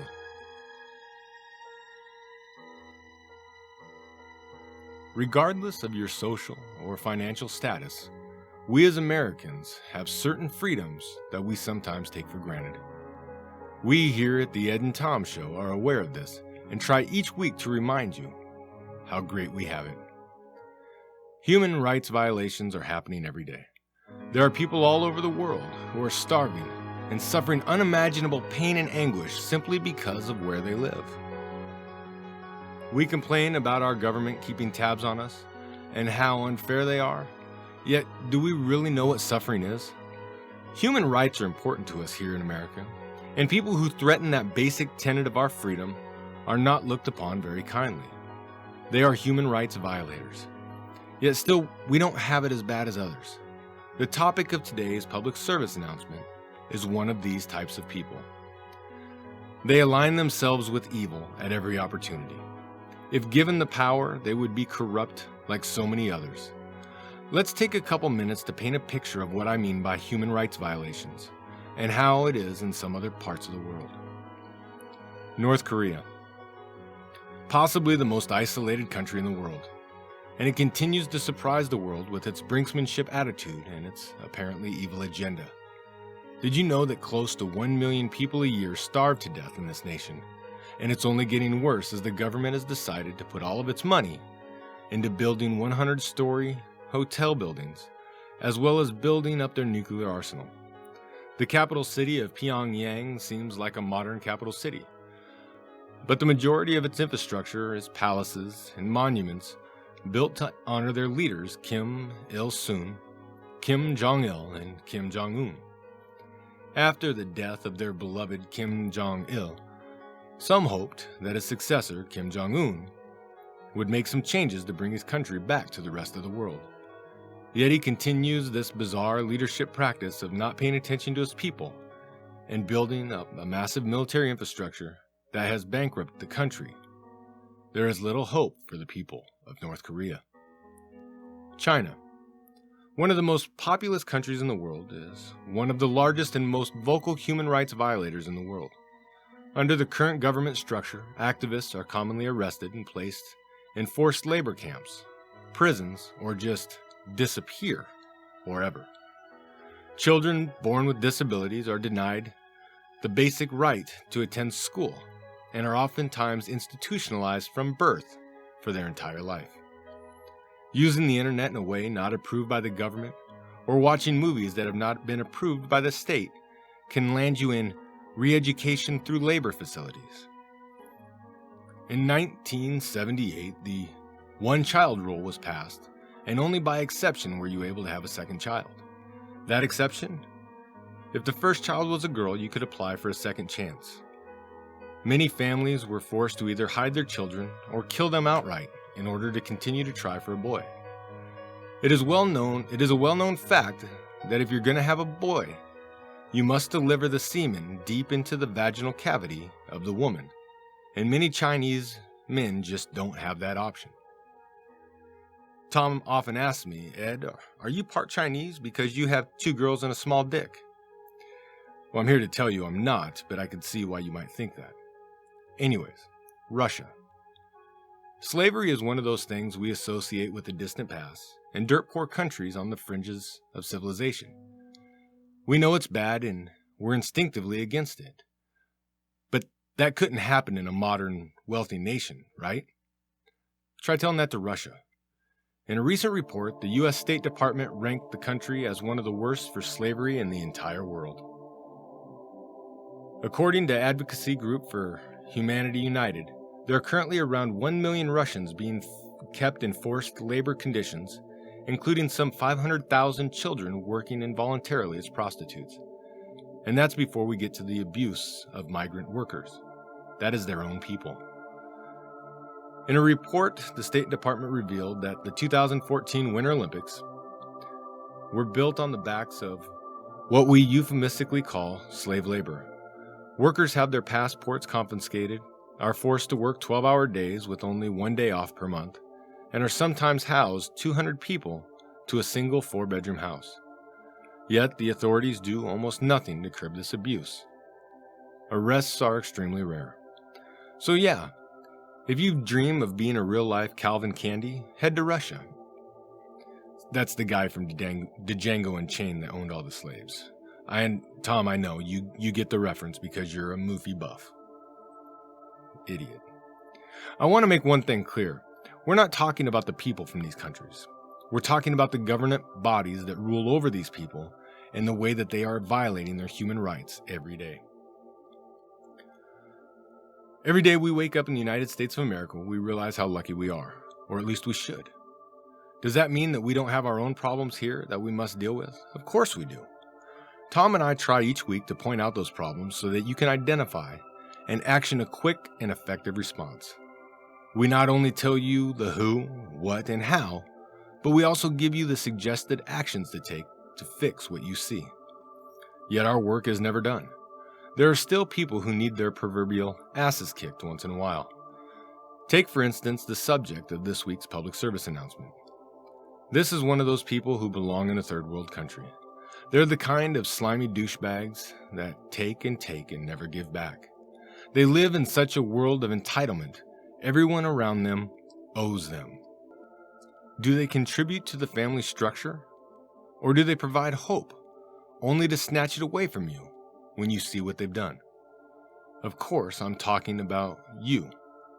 The persons who use the last of an item and put the container back. You know what I mean. They drink all of the milk, but leave about an ounce in the bottom of the jug and put it back in the fridge. They eat all the ice cream, yet they leave the freezer-burnt crust on the bottom of the container. They use all the butter and put the tub back so you can open it only to discover it's all gone. They show no shame and they know no limits to their selfish exploits. Why can't you just throw away the empty container? Why can't you either take one more drink or just pour it out? No one would ever know. But you don't. You say, "Here, asshole, you throw this away for me." It's not just the disrespect they show by having you throw away their garbage. They also crush your spirit. I would like to paint a picture for you. Close your eyes and just listen to this. Put yourself in this place. Unless you're driving, then just follow along. It's a warm summer night. You and the family have had a great day together. You and your wife spent the evening, or spouse, or your husband, spent the evening together, enjoying the family, enjoying the kids. You finally got them to bed after a nice dinner, maybe a movie or a game, and it's just you and her alone, sitting there on the couch, looking into each other's eyes. You can sense the energy change in the room. You look at her and you see that certain sparkle, and she sees it in your eye as well, and you know it's on. It's that time. Ice cream time. You stand up and you move over to the freezer and you dig around in there until you find the container. And when you do, your heart leaps because it's your favorite type. And as you reach in past the frozen goods and you grab the container, you notice it feels a little light and your heart sinks. To confirm it, you pull it out and you open it up, and inside you see slightly melted about 2 tablespoons of ice cream. And they have all the crust growing across it like the moss of a tree in a rainforest. You shoot a sharp glare to your spouse or your other half, and all you can think about is murdering them. This is completely understandable. I have a name for this, as well as the people who perpetuate this human rights violation against you.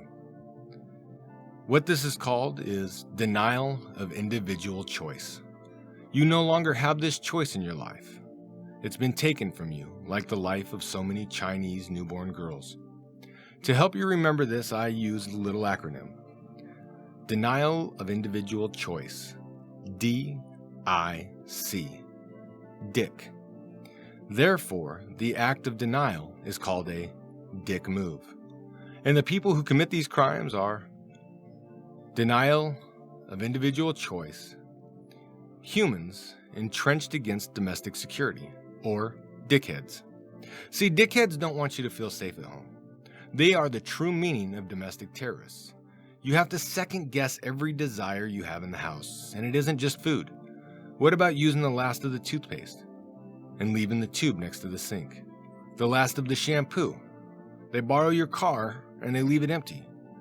Or, the most diabolical of all, they use the last of the toilet paper in the house and leave the empty cardboard on the holder. Fuck my life. You never look for paper before you sit down. It's only after a monster toilet cobra has been launched and 2 games of Words with Friends do you look over and see that all the toilet paper's gone.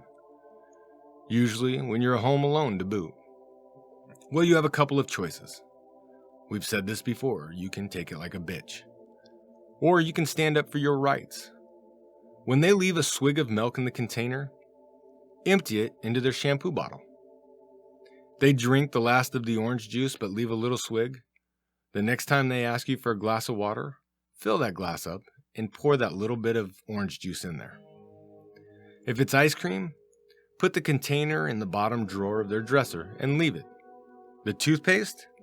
Get a turkey baster and fill the tube with sour cream.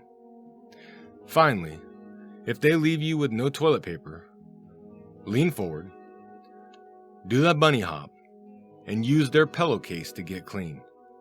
Then and only then will you finally stand up to the violators of human rights and let those dickheads know you will not stand for it.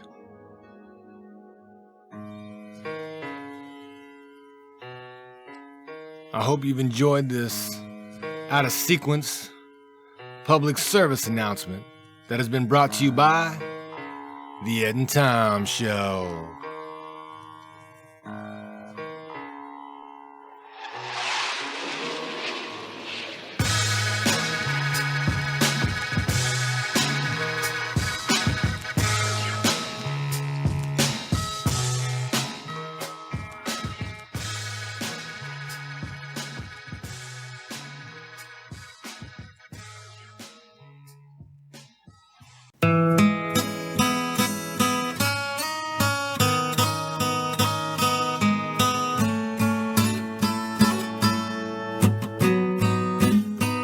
Bartender, I really did it this time. Broke my parole to have a good time. When I got home, it was 6 a.m. The door was locked, so I kicked it in. She was tripping on the bills. I think she was high on some pills. She threw my shit out into the yard. Then she called me a bum and smacked me real hard. And in my drunken stupor, I did what I should have never done. Now I'm sitting here, talking to Tom, drunk and on the run. I'm sitting at a bar on the inside, waiting for my ride on the outside. She stole my heart in the trailer park, so I jacked the keys to her fucking car, crashed that piece of shit, and then stepped away.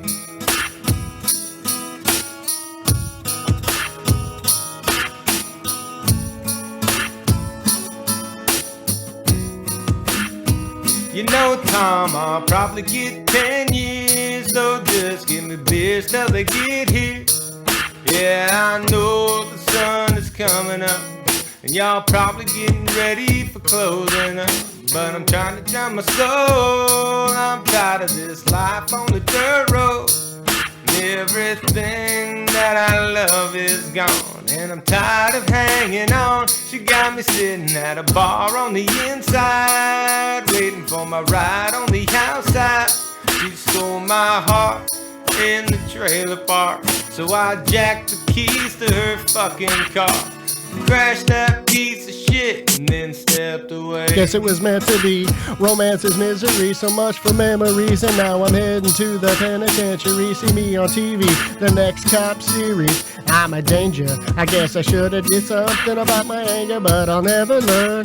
Real things that don't concern. I pour kerosene on everything I love and watch it burn. I know it's my fault, but I wasn't happy it was over. She threw a fit, so I crashed that piece of shit Nova. Going back again, back to the pen to see my friend.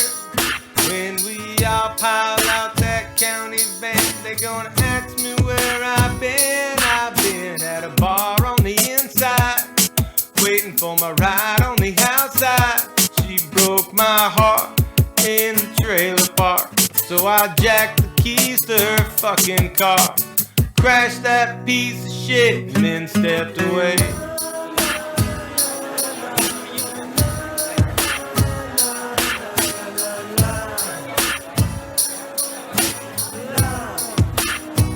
I'm sitting at a bar